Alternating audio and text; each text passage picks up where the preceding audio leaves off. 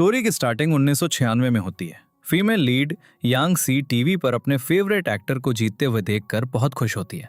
उसकी मॉम उससे कहती है, ज्यादा खुश मत हो और बाहर जाकर रनिंग प्रैक्टिस करो। यांग सी रन के लिए जाती है और हमें पता चलता है कि वो एक लॉन्ग डिस्टेंस रनर है। उसका फ्रेंड ली ह्यू उसका रनिंग टाइम नोट कर रहा होता है और वो उससे पूछता है, तुम इतनी हार्ड वर्क क्यों कर रही हो? वो उसे बताती है, मेरे पेरेंट्स ने मुझसे प्रॉमिस किया है कि अगर मैं 20 मिनट से कम में 5 किलोमीटर रन करूंगी तो वो मुझे एक बाइसिकल दिलाएंगे। ये कहने के बाद जब वो ली यू से टाइम पूछती है तो वो उसे बताता है 17 मिनट्स 59 सेकंड्स। ये देखकर वो बहुत खुश होती है क्योंकि उसने इसे बहुत कम टाइम में कंप्लीट कर लिया होता है। फिर ली यू उसे अपने शोल्डर पर उठाकर घर ले जाता है। घर पहुंचकर वो अपनी मॉम को टाइमर दिखाती है, लेकिन बार बार अप्रोच करने के बाद भी उसकी मॉम उसे इग्नोर कर देती है। वो गुस्सा हो जाती है और कहती है, अगर आपको मुझे बाइसिकल नहीं दिलानी थी तो आपने प्रॉमिस ही क्यों किया? उसकी मॉम उससे कहती है, मुझे टी कप दो।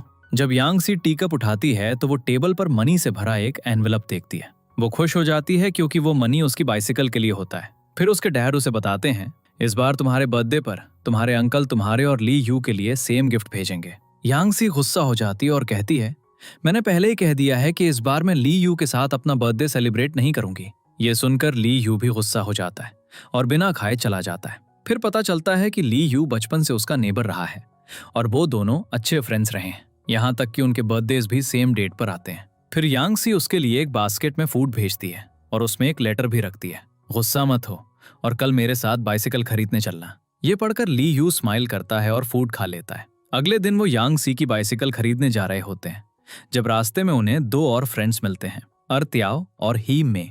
यांग सी अपने लिए एक पिंक बाइसिकल खरीदती है। अर्त्याओ उसकी बाइसिकल के साथ डर्टी पोज में उसकी फोटोज लेने लगता है, इसलिए वो उससे लड़ने लगती है। उनकी फाइट के दौरान एक पर्सन उसकी बाइसिकल चुरा लेता है। वे सब बाइसाइकिल पर उसका पीछा करते हैं, लेकिन यांग सी दौड़ते हुए उसका दूर तक पीछा करती है। वो थीफ एक स्कूल में घुस जाता है और किसी तरह यांग सी बाइसाइकिल की बैक सीट पर बैठ जाती है। तो वो उससे कहता है, क्या तुम लॉन्ग डिस्टेंस रनर हो? वो कहती है, हाँ, मैं कभी नहीं थकती। वहां एक लड़का लैब में केमिकल्स मिक्स कर रहा होता है। जब वो बाहर शोर सुनता है तो वो बाहर देखता है और गलत केमिकल्स मिक्स कर देता है, जिससे लैब में एक ब्लास्ट हो जाता है। विंडो के शीशे टूट जाते हैं और उसी टाइम यांग सी भी बाइसिकल से गिर जाती है और उसके लेग में इंजरी हो जाती है। उसके फ्रेंड्स उसे तुरंत हॉस्पिटल ले जाते हैं। फिर वो ली यू के घर जाती है, जहां वांग डेंग ली यू से मिलने आती है, जो उसे पसंद करती है। लेकिन जब ली यू उससे पूछता है तो वो झूठ बोलती है, मैं यांग सी से मिलने आई थी क्योंकि उसके लेग में इंजरी हो गई है। वो अपने साथ कुछ ड्रिंक्स लाती है।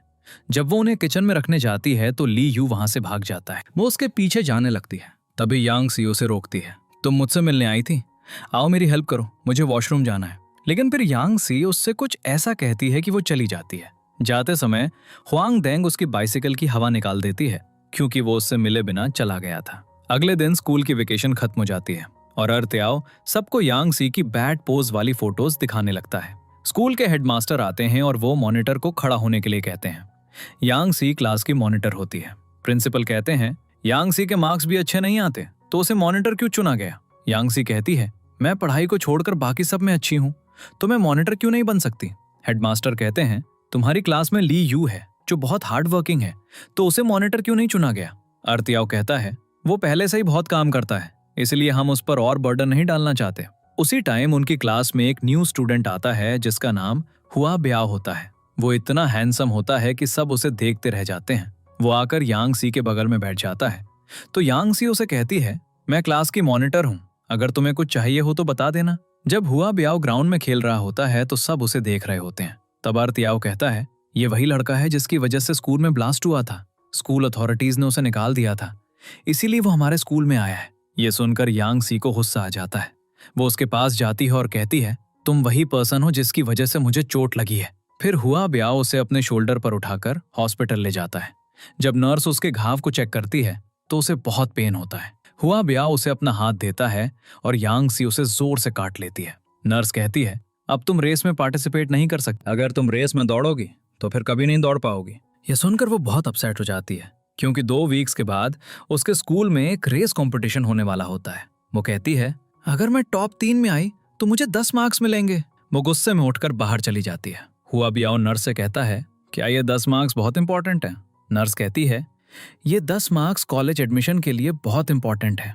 क्लास में टेस्ट के दौरान जब टीचर का ध्यान बच्चों से हटता है तो सभी बच्चे एक दूसरे से अपनी शीट्स एक्सचेंज करने लगते हैं, लेकिन ली यू अपनी शीट हुआंग डेंग को नहीं देता है। टेस्ट चेक करने के बाद टीचर बहुत खुश होते हैं कि बच्चों ने बहुत हार्डवर्क की और 80% रिजल्ट हासिल किया। तभी टीचर कॉन्ग को पता चलता है कि सभी बच्चों ने एक क्वेश्चन में एक ही जगह पर सेम मिस्टेक की है, तो उन्हें शक हो जाता है। वो हुआंग डेंग को बुलाते हैं और पूछते हैं, तुम्हारे इतने कम मार्क्स क्यों आए? वो रोते हुए टीचर को पूरी कहानी बता देती है। हुआ ब्याओ ने क्लास में सभी को चीट करने के लिए कहा था। ली यू को मुझे अपनी शीट देनी थी, लेकिन उसने मुझे देने के बजाय अपनी शीट यांग शी को दे दी। टीचर थोड़ा अपसेट हो जाते हैं और क्लास में आकर कहते हैं, तुम सबने टेस्ट में चीटिंग की। अच्छा हुआ हुआंग डेंग ने मुझे बता दिया। हुआ ब्याओ खड़ा होता है और कहता है, टीचर ये सब मेरा प्लान था, इसलिए मुझे पनिश कीजिए।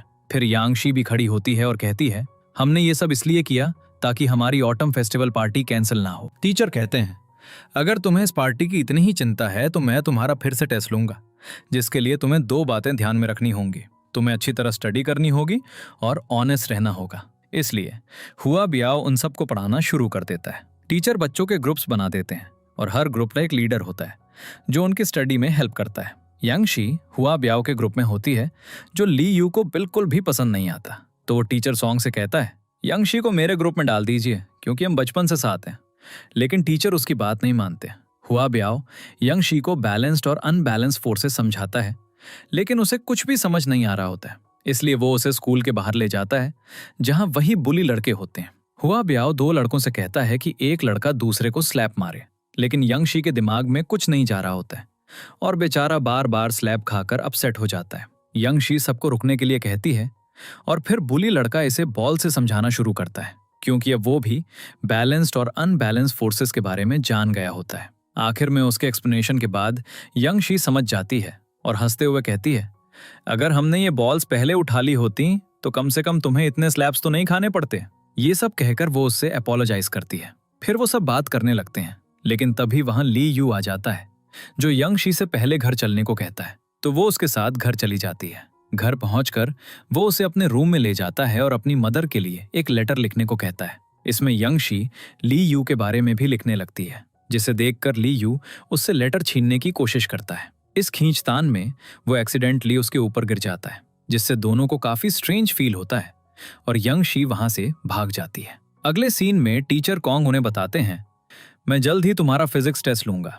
ये सुनकर यांग शी हुआ ब्याओ से रिक्वेस्ट करती है, मुझे ये पेपर कॉपी करने देना, लेकिन वो मना कर देता है। यांग शी उसे मनाने के लिए उसके सारे काम करने लगती है। ली यू टीचर सॉन्ग के पास जाता है और कहता है, मैं भी फिजिक्स कंपटीशन में पार्टिसिपेट करना चाहता हूँ क्योंकि हुआ ब्याओ भी इसमें पार्टिसिपेट कर रहा है। टीचर उसे मना कर देते हैं, लेकिन हुआ ब्याओ कहता है, ये अच्छी बात है कि वो भी पार्टिसिपेट कर रहा है, तो टीचर उसे भी एक फॉर्म दे देते हैं। हुआ ब्याओ टेस्ट सबसे पहले खत्म कर लेता है, लेकिन ली यू लास्ट मोमेंट तक पेपर लिखता रहता है। रिजल्ट में हुआ ब्याओ फर्स्ट प्राइज जीतता है। यांग शी ली यू को चीयर अप करने के लिए कहती है, कोई बात नहीं। ये सुनकर ली यू भी स्माइल करने लगता है। फिर टीचर क्लास में अनाउंस करते हैं, हुआ ब्याओ ने फर्स्ट प्राइज जीता है, इसलिए उसे 1 वीक के लिए हांगकांग ट्रेवल करने का चांस मिला है। ली यू भी उसे कॉन्ग्रेचुलेट करता है, जहां वो दोनों हाथ मिलाते हैं और अच्छे फ्रेंड्स बन जाते हैं। अगले टेस्ट में टीचर हुआ ब्याओ को अपने साथ बच्चों पर नजर रखने के लिए कहते हैं। ये सुनकर यांग शी बहुत खुश होती है, क्योंकि उसे लगता है कि वो उसे कॉपी करने देगा, लेकिन हुआ ब्याओ उसे बिल्कुल भी कॉपी नहीं करने देता और यांग शी उस टेस्ट में फेल हो जाती है। अगले दिन हुआ ब्याओ की ग्रैंड मदर कहीं बाहर जा रही होती हैं। वो हुआ ब्याओ से कहती हैं, मैं प्रेशर कुकर में कुछ बना रही हूँ, तो उसका ध्यान रखना। तभी हुआ ब्याओ को हे मेई का कॉल आता है, जो कहती है, कुछ लड़कों ने मुझे और यांग शी को पकड़ लिया है और कहा है कि अगर तुम हमें बचाना चाहते हो तो तुम्हें बिना क्लॉथ्स के आना होगा। ये सुनकर हुआ ब्याओ बिना क्लॉथ्स के वहां भागता है, जहां यांग शी कहती है, मैंने तुम्हें बस फूल बनाया क्योंकि मैं तुमसे फिजिक्स टेस्ट का रिवेंज ले रही थी। उसी पल किसी के घर से एक्सप्लोजन की आवाज आती है। ये सुनकर हुआ ब्याओ कहता है, शायद किसी के घर में आग लगी है। रात में यांग शी को ही मे का कॉल आता है, जो उसे बताती है, कल जो एक्सप्लोजन हुआ था वो असल में हुआ ब्याओ के घर में हुआ था। ये सुनकर यांग शी काफी वरीड हो जाती है और तुरंत हुआ ब्याओ के घर जाती है। वो देखती है कि एक्सप्लोजन की वजह से उसके किचन की रूफ गिर गई है। वो रोते हुए उससे अपोलोजाइज करने लगती है। तब यांग शी उससे पूछती है, अब तुम क्या करोगे? हुआ ब्याओ कहता है, मैं रूफ को रिपेयर कर लूंगा और अपने नेबर से कुछ हेल्प ले लूंगा। उस एक्सप्लोजन में हुआ ब्याओ का हांगकांग का टिकट भी जल जाता है। यांगसी अपनी मदर के रूम में जाती है और कुछ कर्टन्स चुरा कर अपने बैग में रख लेती है। फिर वो हीमे के साथ हुआ ब्याओ के घर जाती है। हुआ ब्याओ रूफ रिपेयर करते करते सो जाता है। यांगसी और हीमे पूरा घर क्लीन करती हैं और वो कर्टन्स लगा देती हैं जो यांगसी अपने घर से लाई थी।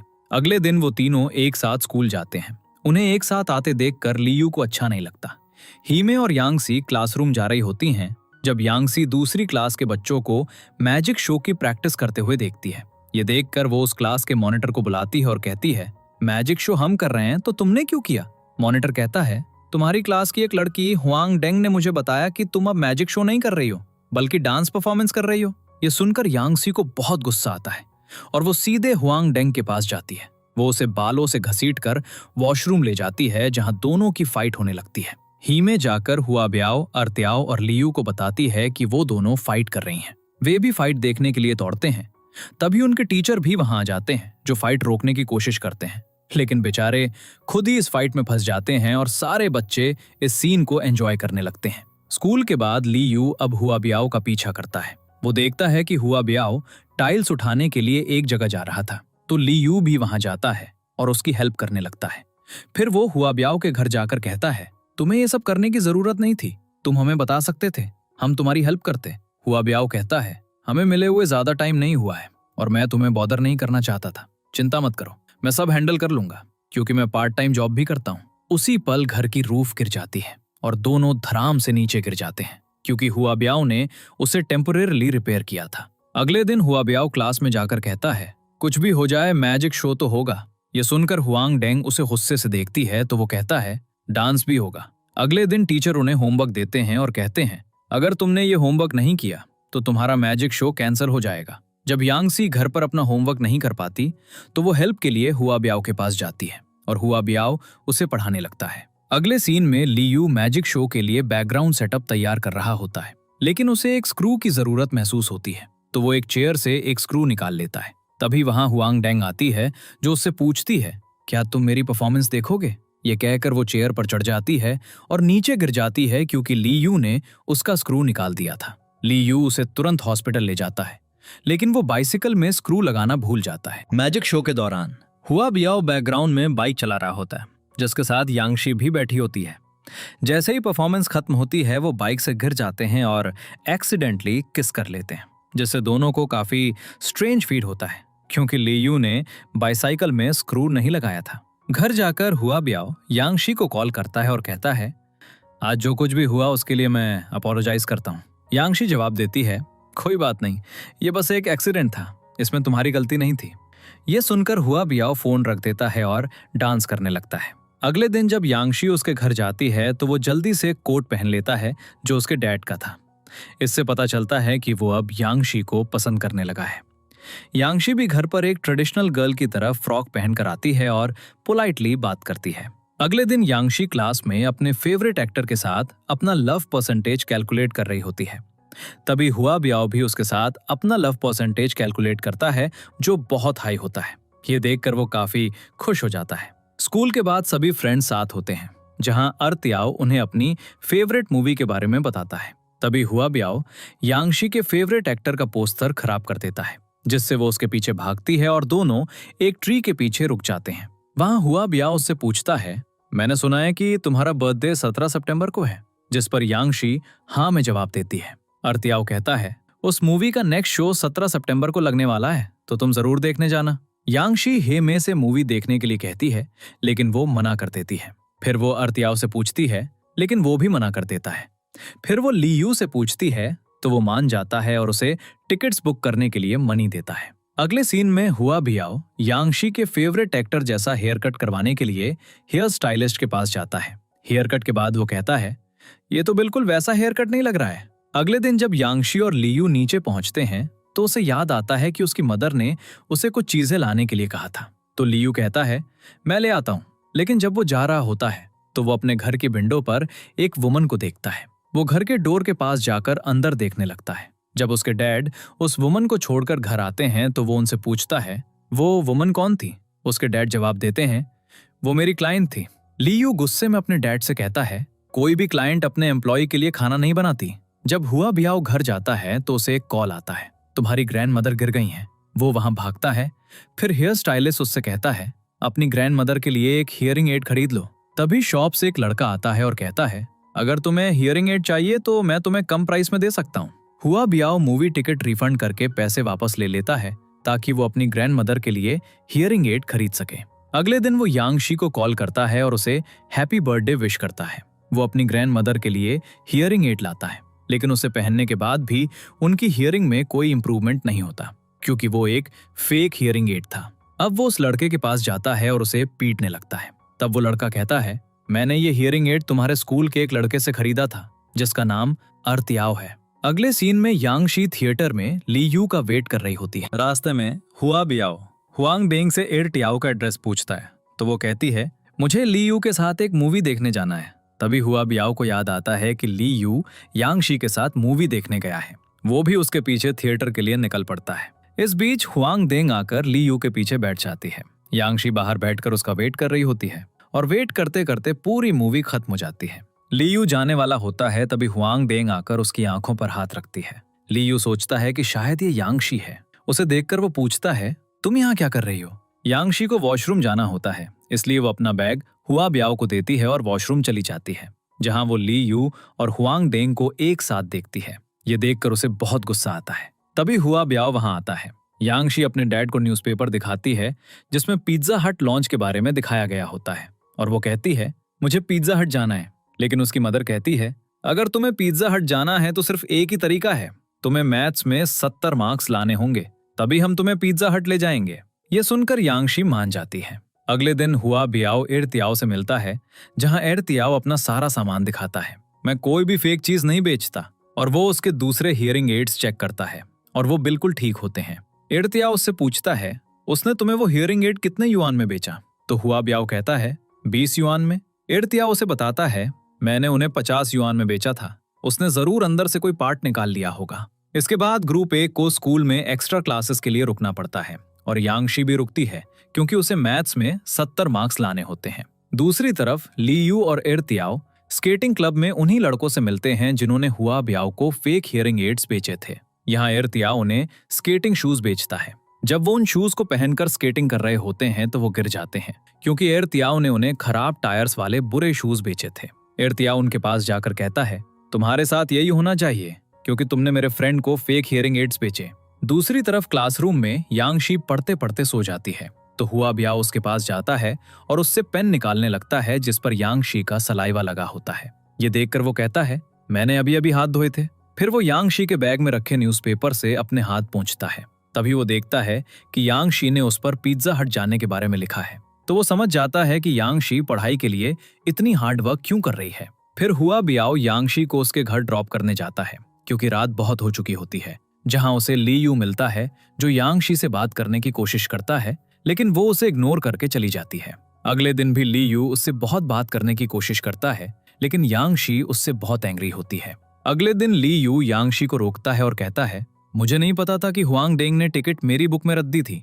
मैं सच कह रहा हूँ, प्लीज मुझ पर बिलीव करो। तो यांगशी उसकी बात मान लेती है। फिर वो उसे एक नोट देता है जिसमें उसने सैटरडे को मिलने के बारे में लिखा होता है। अगले दिन जब ये सभी फ्रेंड्स साथ होते हैं तो एर्तियाओ हुआ बियाओ से कहता है हमारा दूसरे स्कूल के साथ बास्केटबॉल मैच है तो तुम भी इसमें पार्टिसिपेट करो। तो हुआ बियाओ मान जाता है। मैच में टीचर कॉन्ग उन सबको अपनी शर्ट्स उतारने के लिए कहते हैं। हुआ बियाओ को छोड़कर सब अपनी शर्ट्स उतार देते हैं लेकिन एर्तियाओ उसकी शर्ट उतार देता है, जहां सब उसके बॉडी पर घावों के कई निशान देखते हैं जैसे किसी ने उसे बहुत पीटा हो। मैच खत्म होने के बाद टीचर हुआ बियाओ को बात करने के लिए ले जाते हैं। वो उससे पूछते हैं क्या तुमने फिर किसी से फाइट की है। तो वो उनसे झूठ बोलता है मुझे एक रेयर डिजीज है जो मुझे मेरे फादर से मिली है। जब मैं बहुत ज्यादा टेंशन में होता हूँ तो मेरी बॉडी पर ऐसे निशान आ जाते हैं। टीचर अब हुआ बियाओ के लिए बहुत वरीड हो जाते हैं और उसकी रेयर डिजीज के बारे में पढ़ने लगते हैं लेकिन उन्हें इसके बारे में कुछ नहीं मिलता। तो वो समझ जाते हैं कि हुआ बियाओ ने उन्हें फूल बनाया है। अगले सीन में हुआ बियाओ यांगशी से क्वेश्चन सॉल्व करने के लिए कहता है अगर तुम ये सॉल्व कर दोगी तो मैं तुम्हें गिफ्ट दूंगा। तभी वहां ली यू आता है जो हुआ बियाओ से स्कूल के बाद मिलने के लिए कहता है। ली यू हुआ बियाओ को अपने घर ले जाता है और उससे पूछता है क्या तुम मुझे एक अच्छा फ्रेंड मानते हो, जिस पर वो यस में जवाब देता है।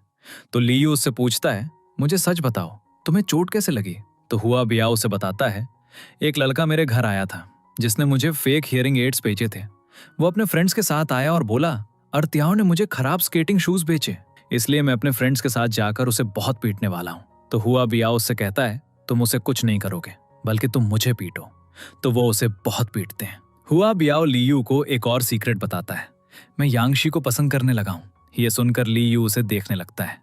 वो भी यांगशी को बहुत पसंद करता था। अगले दिन मैथ्स का रिजल्ट आता है और यांगशी बहुत खुश होती है क्योंकि उसने उस टेस्ट में 70 मार्क्स स्कोर किए होते हैं। अगले दिन सैटरडे होता है तो यांगशी तैयार होकर लीयू का वेट कर रही होती है। तभी लीयू उसे विंडो से बास्केट में एक नोट भेजता है जिसमें वो लिखता है मैं आज बिजी हूँ, इसलिए मैं तुम्हारे साथ बाहर नहीं जा पाऊंगा। जिसे पढ़कर यांगशी बहुत गुस्सा हो जाती है और कहती है ठीक है, तुम्हारे पास लेटर लिखने का टाइम है, लेकिन मेरे लिए नहीं, और तुम्हारी वजह से मैंने सुबह से कुछ नहीं खाया। तभी हुआ बियाओ वहां आता है जो उसे घर के बाहर बुलाता है और उससे कहता है मैंने तुमसे कहा था ना कि मैं तुम्हें गिफ्ट दूंगा। तो वो उसे अपने साथ पिज्जा हट ले जाता है, जहां यांगशी उससे कहती है ये सब किस लिए, मैंने तो वो क्वेश्चन भी सॉल्व नहीं किया था। तो हुआ बियाओ उससे कहता है ये तुम्हारा बर्थडे गिफ्ट है। अगले दिन यांगशी लीयू से पूछती है तुमने मुझे सैटरडे को बाहर ले जाने के लिए कहा था, लेकिन फिर तुमने अचानक मना क्यों कर दिया। लेकिन फ्लैशबैक से हमें पता चलता है कि उसने हुआ बियाओ से कहा था यांगशी को उसके बर्थडे पर पिज्जा हट ले जाना। यहाँ वो हुआ बियाओ के लिए अपने लव को सरप्राइज कर देता है, लेकिन वो यांगशी को इसके बारे में नहीं बताता और कहता है मुझे कुछ काम था, इसलिए मैं बाहर नहीं जा सका। अगले सीन में हुआ बियाओ को मिंग का कॉल आता है, तुम्हें किसी की जगह किसी को पढ़ाने जाना है और जो भी मनी मिलेगा वो तुम्हारा होगा, जिसके लिए हुआ बियाओ मान जाता है। अगले दिन हुआ बियाओ अपनी ग्रैंडमा के स्टॉल पर काम कर रहा होता है, तो वो अपना बैग यांगशी को देता है और चला जाता है और कहता है मेरा बैग बेंच पर रख देना, और अगर टीचर पूछें तो बता देना कि मैं वॉशरूम गया हूं। अगले दिन हेडमास्टर क्लास में पूछते हैं किसकी क्लीनिंग ड्यूटी है, तो ये यांगशी और हुआ बियाओ की होती है। अब दोनों क्लीनिंग के लिए जाते हैं जहां दोनों काम कम और मस्ती ज्यादा करते हैं। तभी वहां हेडमास्टर आते हैं जो उन्हें पनिशमेंट के तौर पर पानी से भरा बोल पकड़कर खड़ा कर देते हैं और दोनों को वहीं वैसे ही खड़े रहने को कहकर चले जाते हैं। फिर बारिश होने लगती है और दोनों बारिश में भीगने लगते हैं, लेकिन अचानक हुआ बियाओ फेंट हो जाता है। तब यांगशी उसे नर्स के रूम में ले जाती है।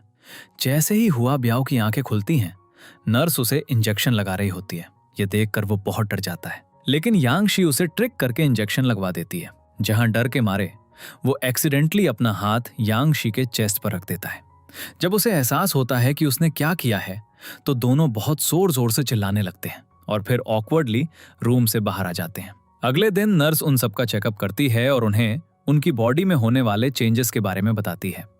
दूसरे लड़के भी वॉशरूम में इसी बारे में बात कर रहे होते हैं। तभी वहां एक लड़का आता है जिसके लेग्स पर बहुत बाल होते हैं, तो वो तीनों अपनी ट्राउजर्स ऊपर करके देखते हैं, एक भी बाल नहीं होता। तो वो सोचते हैं हमारी बॉडी में ईस्ट्रोजन की कमी है। तब लीयू अपने फादर से कहता है क्या आप स्कूल डायरेक्टर के बेटे के लिए अपनी फैक्ट्री से कुछ मेडिसिन ला सकते हैं। उसके फादर मान जाते हैं।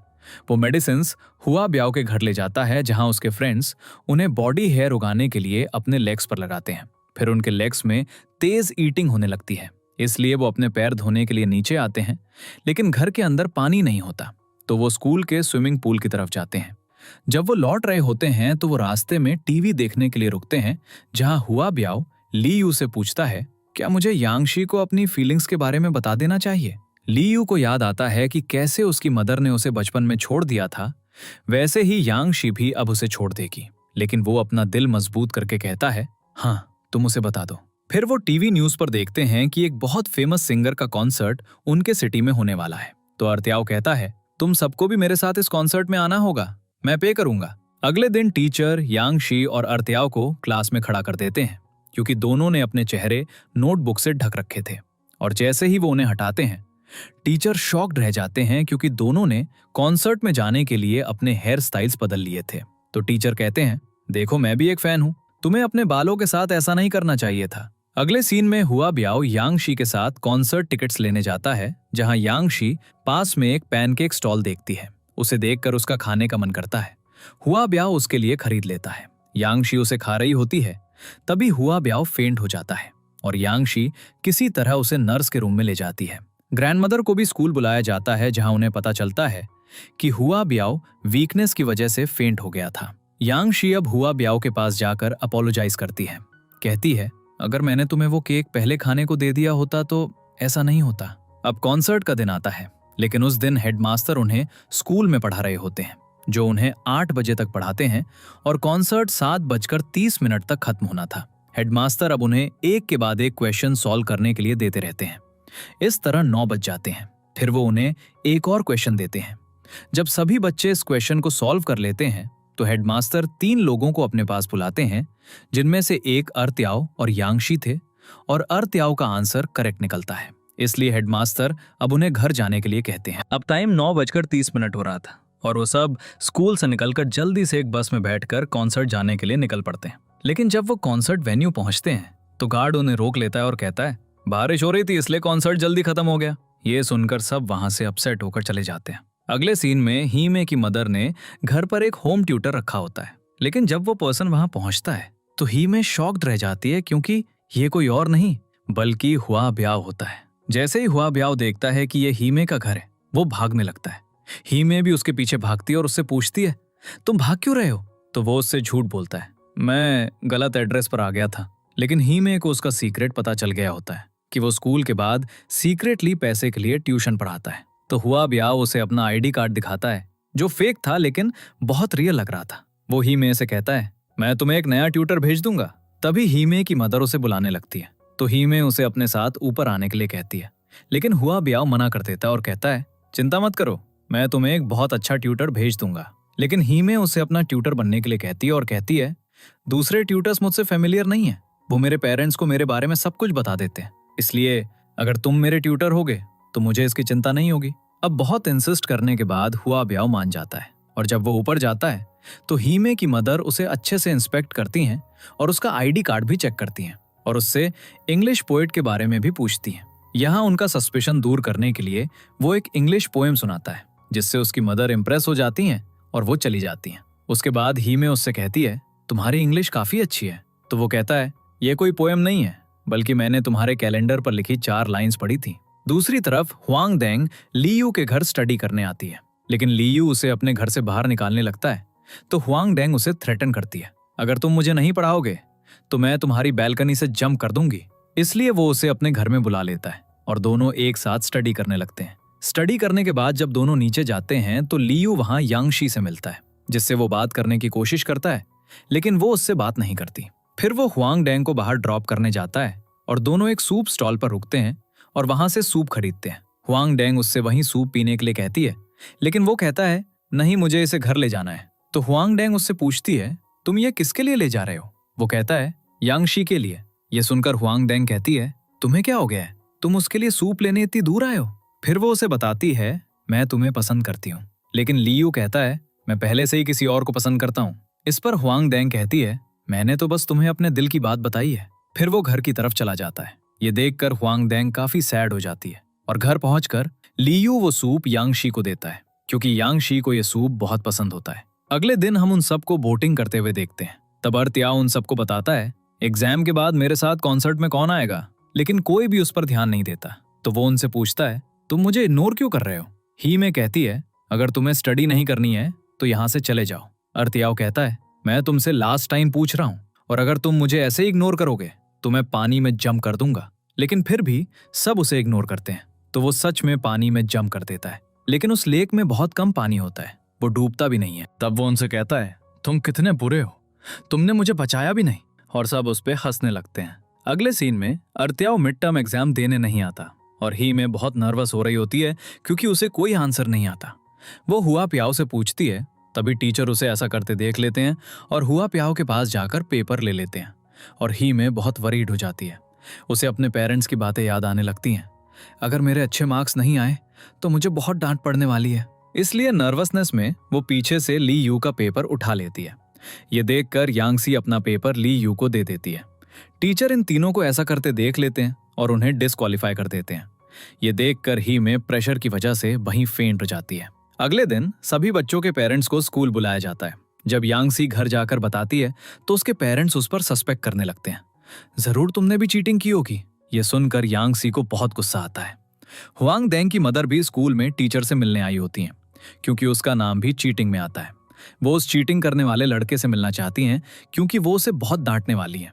लेकिन जब वो ली यू को देखती हैं तो वो बहुत नाइसली बात करती हैं और उससे कहती हैं, तुम क्लास के इंटेलिजेंट बच्चे हो, तुम्हें हुआंग डेंग को भी पढ़ाना चाहिए। उसके जाने के बाद ली यू हुआंग डेंग से कहता है, मैं तुम्हें नहीं पढ़ा सकता। तो वो कहती है, अगर तुम यांग सी को पढ़ा सकते हो तो मुझे क्यों नहीं। इस पर वो कहता है, खुद को यांग सी से कंपेयर मत करो, क्योंकि यांग सी और मैं एक साथ पले बड़े हैं और हमारी बॉन्डिंग भी काफी डिफरेंट है। ये कहकर वो वहां से चला जाता है। यांग सी की मॉम उसे उसका टेस्ट पेपर दिखाती हैं जिसमें उसके 85 मार्क्स होते हैं, लेकिन उसकी मॉम को अभी भी शक होता है कि उसने जरूर चीटिंग की होगी और वो उसे वो टेस्ट फिर से सॉल्व करने के लिए कहती हैं और ली यू को वो टेस्ट चेक करने के लिए बुलाया जाता है। तो इस बार यांग सी के उसमें 90 मार्क्स आते हैं। अगले सीन में मिंग हुआ प्याओ से कहता है, लगता है मेरे टीचर को पता चल गया है कि हम ट्यूटरिंग का काम करते हैं। अर्त्याओ क्लास में सबको ली मिन का ऑटोग्राफ दिखाता है और सब खुश हो जाते हैं। वो उन्हें बेचने लगता है, लेकिन कोई भी उससे नहीं लेता क्योंकि वो उसे बहुत एक्सपेंसिवली बेच रहा होता है।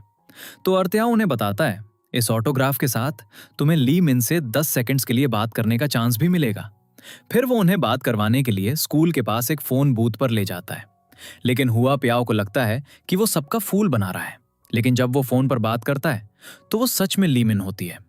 फिर यांग सी बात करती है, जो उसे अपनी मूवी से एक डायलॉग बोलने के लिए कहती है और फोन स्पीकर पर करती है, जिसे सुनकर सब क्रेजी हो जाते हैं।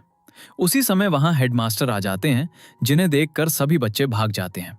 लेकिन टीचर उन चारों को अपने रूम में ले जाते हैं, जहां वो अर्त्याओ को सबसे ज्यादा डांटते हैं और उससे कहते हैं, इस बार तुम्हारी क्लास का पेपर काफी हार्ड सेट किया गया था, लेकिन ये काफी सरप्राइजिंग है कि सबके अच्छे मार्क्स आए। क्या तुम में से किसी ने पेपर चुराया था? तो हुआ प्याओ कहता है, क्या आप मुझ पर सस्पेक्ट कर रहे हैं? उसी समय माँ हे मे की मॉम आती हैं, जो हुआ ब्याओ को पहचान लेती हैं और टीचर से उसकी कंप्लेन करती हैं। प्रिंसिपल उससे कहते हैं, अगर तुम किसी की हेल्प करना चाहते हो तो कर सकते हो, लेकिन तुम किसी का ट्यूटर बनकर उसके घर ऐसे नहीं जा सकते, क्योंकि ये हमारे रूल्स के अगेंस्ट है और तुम इसके लिए इतने क्वालिफाइड नहीं हो। हुआ ब्याओ कहता है, मैं क्वालिफाइड क्यों नहीं हूँ? देखिए, मैंने जिन भी बच्चों को पढ़ाया है उनके अच्छे मार्क्स आए हैं। रास्ते में वो क्लास टीचर से मिलता है। वो उनसे कहता है, आपको मुझे क्लास मॉनिटर की पोस्ट से हटा देना चाहिए, और वहां से भी चला जाता है। अगले सीन में वो सब हे मे का लेटर पढ़ रहे होते हैं, जिसमें उसने उन सब से अपोलोजाइज किया होता है। अब वो सब उससे मिलना चाहते हैं और वो उससे डायरेक्टली नहीं मिल सकते, इसलिए उसकी कॉलोनी में जाकर हुआ ब्याओ एक स्पीकर लेता है और चिल्लाने लगता है, यहाँ आग लगी है। इसलिए सब घर से बाहर आ जाते हैं और जब हे मे भी बाहर आती है तो वो उसे पकड़कर स्विमिंग पूल ले जाते हैं ताकि वो उसके साथ थोड़ा एंजॉय कर सके।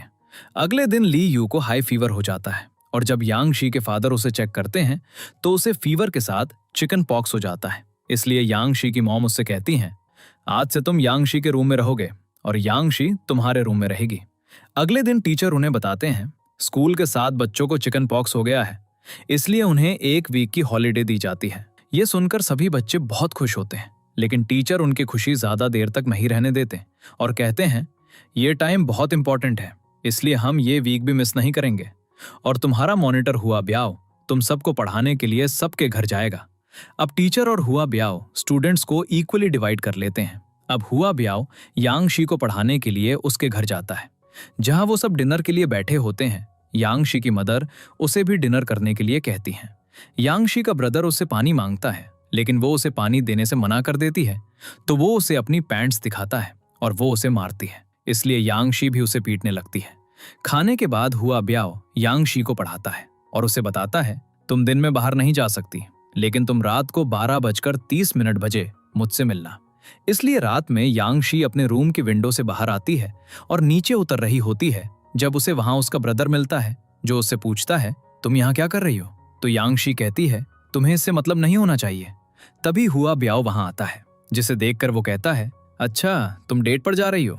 यांग शी उसे बकवास करने से रोकती है और यहाँ दोनों अपनी फाइट की वजह से नीचे गिर जाते हैं। आवाजें सुनकर ली यू भी उठ जाता है और हुआ ब्याओ और यांग शी को देखकर पूछता है, तुम दोनों कहाँ जा रहे हो? लेकिन वो उसे नहीं बताते और गुड बाय कहकर चले जाते हैं, जहां वो एक कैफे में जाते हैं, जहां यांग शी एक नॉवल पढ़ने लगती है, जबकि अर्त्याओ और हुआ ब्याओ गेम्स खेलते हैं। और सुबह वो घर चले जाते हैं, जहां यांग शी ली यू को ये सब बताती है। ली यू उससे पूछता है, क्या तुम्हें अबैंडन का मतलब पता है? और फिर वो उससे कहने लगता है, तुमने अपने चाइल्डहुड फ्रेंड को कैसे अबैंडन कर दिया? तुम दिन भर टीवी देखती हो और रात को बाहर जाती हो। वैसे भी मैं कुछ दिनों में ठीक होने वाला हूँ, फिर मैं भी तुम्हारे साथ जाऊंगा और हम दोनों एक साथ स्टडी करेंगे। यांग शी रात में कुछ फूड लेकर हुआ ब्याओ के घर जाती है, तो वो उसे भी कुछ क्रैब्स देता है जो उसने आज कलेक्ट किए थे। यांगशी उससे पूछती है, क्या तुमने डिनर किया? तो वो यस कहता है। लेकिन यांगशी जानती थी कि वो झूठ बोल रहा है, इसलिए वो उसके साथ एक क्रैब ईटिंग कंपटीशन शुरू करती है और कहती है, तुम मुझसे पहले नहीं खा पाओगे। और यहाँ वो एक एक करके सारे क्रैब्स खा लेते हैं और हुआ ब्याओ का पेट भी भर जाता है। ये देखकर वो बहुत खुश होती है। दूसरी तरफ टीचर हुआंग डेंग को पढ़ाने जाते हैं, लेकिन वो घर पर नहीं होती क्योंकि वो लियू से मिलने गई होती है और उसकी हेल्थ के बारे में पूछती है और उससे ये भी कहती है, क्या तुम्हें जो लड़की पसंद है वो यंगसी है? जिस पर लियू यस कहता है। तब हुआंग डेंग कहती है, अगर तुम उसे पसंद करते हो तो तुम्हें उसे अपनी फीलिंग्स के बारे में बता देना चाहिए। लियू उससे पूछता है, क्या तुमने ये बात किसी और को तो नहीं बताई? तो हुआंग डेंग उसे बताती है, नहीं, मैंने किसी और को नहीं बताया। हुआंग डेंग लियू से पूछती है, क्या अब हम अच्छे फ्रेंड्स हैं? लियू जवाब देता है, यस। फिर वो उससे पूछता है, क्या तुम्हें कभी चिकन पॉक्स हुआ था? क्योंकि मैं अभी भी इससे पूरी तरह से रिकवर नहीं हुआ हूं। लेकिन हुआंग डेंग झूठ बोलती है, हाँ, मुझे बचपन में चिकन पॉक्स हुआ था और मैंने इसका वैक्सीनेशन भी करवाया है। अब वो गुड बाय कहकर जाने लगती है। अगले सीन में वो सब एक गेमिंग शॉप में जाते हैं। तभी उसका ओनर उनके हेडमास्टर को कॉल कर देता है और जैसे ही हेडमास्टर आते हैं वो सीक्रेटली वहां से भागने लगते हैं। लेकिन अर्त्याओ नीचे गिर जाता है। उसके लेग लगने की वजह से सिलेंडर से गैस लीक होने लगती है। हेडमास्टर अर्त्याओ को पकड़कर वहां से ले जाते हैं। तभी गेमिंग शॉप में एक्सप्लोजन हो जाता है। अर्त्याओ हेडमास्टर को थैंक यू कहता है, थैंक यू सर, मेरी लाइफ बचाने के लिए। इस बीच यंगसी, लियू और हुआ ब्याओ भागते समय एक दूसरे से सेपरेट हो जाते हैं। जब यंगसी खुद को अकेला पाती है तो वो बहुत डर जाती है क्योंकि वो रास्ता भटक गई थी। तभी एक आदमी उसके पास आता है जो उससे कहता है, मैं तुम्हें घर ड्रॉप कर दूंगा। ये कहकर वो उसे उस गली से बाहर ले जाता है। तो यंगसी उसे बताने लगती है कि वो कहाँ रहती है। अब जब यंगसी बात करते हुए आगे जाने लगती है तो वो आदमी पीछे रुक जाता है और वहां खड़ा होकर विसल करने लगता है। जब यंगसी पीछे मुड़कर देखती है तो वो वहां नहीं होता। ये देखकर वो डर के मारे चिल्लाती है और वहां से भागने लगती है। रास्ते में उसे हुआ ब्याओ मिलता है। यंगसी अब हुआ ब्याओ को इस बारे में बताती है, लेकिन वो उसकी बातों पर बिलीव नहीं करता और हंसने लगता है। फिर वो उसे घर ले जाने लगता है। अगले दिन एक फीमेल टीचर और टीचर कॉन्ग हेडमास्टर के पास जाते हैं। फीमेल टीचर हेडमास्टर से कहती है, मैं चाहती हूँ कि मेरी क्लास के बच्चे ये कॉम्पिटिशन जीतें। लेकिन टीचर कॉन्ग कहते हैं, हमें इस बार हुआ ब्याओ को एक चांस देना चाहिए। ये कहकर वो हेडमास्टर को एक स्लिप ऑफ पेपर दिखाते हैं जिस पर लिखा होता है, कंपटीशन के विनर को 800 युआन का प्राइज मिलेगा। ये देखकर हेडमास्टर भी कहते हैं, हाँ, इस बार हमें हुआ ब्याओ को चांस देना चाहिए। अगले सीन में ही में यंगसी को बताती है, मेरा एक ऑनलाइन फ्रेंड है जिससे मैं आज मिलने जा रही हूँ। यंगसी उसके लिए बहुत खुश होती है क्योंकि उसकी लव स्टोरी आगे बढ़ने वाली होती है। ही में उसे बताती है, वो लड़का 20 ईयर्स का है, तो मैंने भी उससे झूठ बोला है कि मैं भी 20 ईयर्स की हूँ। अगले सीन में ही में अपने ऑनलाइन फ्रेंड से मिलने जाती है जहां उसे पता चलता है कि उसका फ्रेंड कोई और नहीं बल्कि यंगसी का ब्रदर है। ये देखकर वो सरप्राइज हो जाती है। अगले सीन में यंगसी टीवी पर वही कॉन्टेस्ट देख रही होती है जिसमें हुआ ब्याओ गया होता है। हुआ ब्याओ यहाँ बहुत अच्छा परफॉर्म कर रहा होता है, लेकिन वो उससे एक नॉवल के बारे में लास्ट क्वेश्चन पूछते हैं जो किसी को नहीं पता था। लेकिन हुआ ब्याओ को पता था क्योंकि यंगसी ने उसे पहले ही बता दिया था। वो ये कंपटीशन जीत जाता है और बहुत खुश होता है। अगले सीन में टीचर क्लास में सबको डांट रहे होते हैं, मैंने तुम सबको चिकन पॉक्स की वजह से बाहर जाने से मना किया था और अब हुआंग डेंग को चिकन पॉक्स हो गया है। ये सुनकर लियू को पता चलता है कि हुआंग डेंग ने उससे झूठ बोला था। अगले सीन में हेमेई और यंगशी हुआ ब्याओ के घर जा रही होती हैं। जब उन्हें रास्ते में एक विसल सुनाई देती है तो वो डर जाती हैं। वो पीछे देखती हैं और वहां इर्तियाओ और लियू खड़े होते हैं। उन्हें देखकर लगता है कि उन्होंने विसल की, लेकिन वो कहते हैं, हम में से किसी को भी विसल करना नहीं आता। लेकिन वो विसल को इग्नोर करके हुआ ब्याओ के घर जाते हैं जहां वो हुआ ब्याओ के पेरेंट्स के लिए प्रे करते हैं। फिर वो सब बात करने लगते हैं और इर्तियाओ उन्हें स्केटिंग शूज दिखाता है और कहता है, हमारी दूसरे स्कूल के साथ एक रेस है और हमें वो रेस जीतनी है। रेस के दिन वो सब अच्छी तरह से प्रिपेयर्ड होकर जाते हैं और वो रेस जीत जाते हैं। दूसरी तरफ यंगशी के पेरेंट्स को किसी अर्जेंट काम के लिए जाना पड़ता है तो वो घर को बाहर से लॉक करके चले जाते हैं। लियू अपने रूम में बैठकर टीवी देख रहा होता है जब न्यूज आती है कि जापान की एक फैक्ट्री में आग लग गई है और ये वही फैक्ट्री होती है जहां लियू की मॉम काम करती थी। ये देखकर वो बहुत वरीड हो जाता है और अपनी मॉम को कॉल करने लगता है। लेकिन तभी लाइट्स चली जाती हैं और वो बाहर जाने लगता है। तब उसे अपने घर के बाहर हुआंग डेंग मिलती है जिससे लियू पूछता है, क्या तुम कोई ऐसी जगह जानती हो जहां मैं टीवी देख सकूं? तो हुआंग डेंग उसे अपने साथ ले जाती है यहाँ यंग शी भी घर में अंधेरे की वजह से बहुत डरी हुई होती है, तो वो ली यू को कॉल करती है, लेकिन वो घर पर नहीं होता। फिर वो हुआ ब्याओ को इन्फॉर्म करती है, जो तुरंत उसके घर जाने के लिए निकल पड़ता है। ली यू टीवी पर न्यूज देखने के बाद अपनी मॉम को कॉल करता है, लेकिन उनका फोन स्विच्ड ऑफ होता है, जिससे वो बहुत वरीड हो जाता है और हुआंग डैंग उसकी मॉम की सेफ्टी के लिए प्रे करने लगती है। दूसरी तरफ हुआ बियाओ यंग शी के घर पहुंचता है, लेकिन वो अंदर नहीं जा पाता क्योंकि डोर लॉक होता है। इसलिए वो डोर के बाहर बैठ जाता है और उसे एक स्टोरी सुनाने लगता है ताकि यंग शी डरे नहीं। और स्टोरी सुनाते सुनाते दोनों डोर पर ही सो जाते हैं। सुबह जब तक यंग शी उठती है, हुआ ब्याओ जा चुका होता है। फिर यंग शी भी वही न्यूज सुनती है और जल्दी से ली यू के पास जाती है, जो अपनी मॉम के कॉल का वेट कर रहा होता है। तभी ली यू की मॉम का कॉल आता है। अगले दिन यंग शी की ग्रैंड मदर का मेमोरियल होता है, तो यंग शी भी अपने पेरेंट्स के साथ जाती है, लेकिन उसके पेरेंट्स को बहुत टाइम लगने वाला होता है और यंग शी का अगले दिन टेस्ट होता है। तो वो अपने ब्रदर से कहती है, क्या तुम मेरे साथ घर चलोगे? लेकिन वो मना कर देता है और कहता है, तुम अकेले घर जा सकती हो, बस में तुम्हारे साथ बहुत से लोग होंगे। तो यंग शी कहती है, कौन से लोग? मुझे तो कोई लोग नहीं दिख रहे। तो उसका ब्रदर हंसता है और कहता है, हाँ, वो तुम्हें नहीं दिखेंगे, लेकिन वो तुम्हारे साथ होंगे। असल में वो घोस्ट्स के बारे में बात कर रहा होता है और वो यंग को इन सब से डरा रहा होता है। तो यंग शी उसे बहुत पीटती है और फिर वो अकेले बस स्टॉप पर चली जाती है। जब वो बस का वेट कर रही होती हैं, तो वो एक आदमी को आते हुए देखती है जो विसल कर रहा होता है, जिससे वो बहुत डर जाती है। फिर वो बस स्टॉप पर रुकती है और सीधे बस में चली जाती है, जहां वो एक क्रिमिनल का पोस्टर देखती है जिसने हाल ही में कई लोगों को मारा था और उनमें से ज्यादातर टीनेजर्स थे। यंग सी अब पीछे मुड़कर देखती है और वही आदमी वहां बैठा होता है, जिससे वो बहुत डर जाती है और उसे समझ नहीं आता कि क्या करे। तभी उसे एक सॉन्ग सुनाई देने लगता है और वो विंडो के बाहर देखती है और हुआ ब्याओ उसके साथ साथ साइकिल चला रहा होता है और एक सॉन्ग गा रहा होता है ताकि वो डरे नहीं। इस तरह हुआ ब्याओ उसे उसके लास्ट स्टॉप तक ड्रॉप करने जाता है। अब जैसे ही यंग सी बस से उतरकर हुआ ब्याओ से मिलने जाती है, वो ली यू से टकरा जाती है। दोनों को एक साथ देखकर ली यू घर चला जाता है। यंग सी ली यू से पूछती है, तुम यहाँ क्या कर रहे हो? तो वो कहता है, मैं बस वॉक के लिए आया था। फिर दोनों एक साथ घर जाते हैं। ली यू यंग सी से पूछता है, क्या तुमने कुछ खाया? लेकिन यंग सी मना कर देती है। तो ली यू कुछ लेने के लिए बाहर जाता है। दूसरी तरफ जब हुआ ब्याओ घर जा रहा होता है, तो उसे रास्ते में उस क्रिमिनल का पोस्टर दिखता है। तब उसे याद आता है कि ये पर्सन यंग सी के साथ बस में था, इसलिए अब वो यंग सी के घर भागता है और यंग सी घर पर होती है। तभी उसे अपने घर से एक विसल सुनाई देती है। जब वो अपने रूम से बाहर देखती है तो उसे पता चलता है कि ये वही क्रिमिनल है जिससे वो बहुत डर जाती है। अब वो अपने रूम की विंडो से बाहर जंप करने लगती है जब वो हुआ ब्याओ को देखती है और उसे बताती है, वो क्रिमिनल मेरे घर पर है। हुआ ब्याओ यंग सी के घर आता है और उस क्रिमिनल से फाइट करता है, लेकिन इस बीच हुआ ब्याओ को चोट लग जाती है और वो क्रिमिनल भाग जाता है, जो नीचे ली यू से टकरा जाता है। अब हुआ ब्याओ और ली यू दोनों उसके पीछे भागते हैं। तभी रास्ते में पुलिस आती है जो उस क्रिमिनल को पकड़ लेती है। उसके बाद यंग सी का पूरा ग्रुप हुआ ब्याओ के घर जाकर पार्टी करता है। वहां यंग सी कहती है, तुम दोनों हुआ ब्याओ और ली यू की हेल्प के लिए थैंक यू। अगले सीन में जब यंग सी अपने रूम में सो रही होती है, तो उसे उसी वांटेड क्रिमिनल का ड्रीम आता है कि वो उसके रूम में है। जब उसकी आंखें खुलती हैं तो वो अपने ब्रदर को अपने रूम में देखती है, इसलिए वो उससे पूछती है, तुम मेरे रूम में क्या कर रहे हो?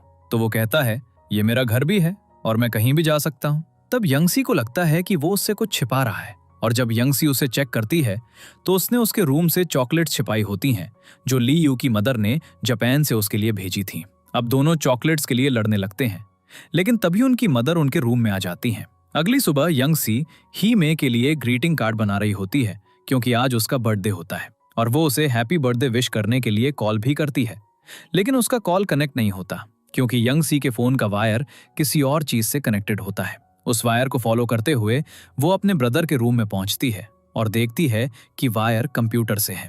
दूसरी तरफ हम ही मे को देखते हैं जो यंग सी के ब्रदर से मिलती है और उससे एक फेवर मांगती है, जहां वो उसे अपने घर ले जाती है और अपनी मदर से उसे एक न्यू ट्यूटर के रूप में इंट्रोड्यूस करवाती है। जब ही मे उसे छोड़ने वाली होती है तो वो उसे यंग सी का बनाया हुआ कार्ड देता है और उससे पूछता है, उसने ये तुम्हें क्यों दिया? तो वो उसे बताती है, आज मेरा बर्थडे है।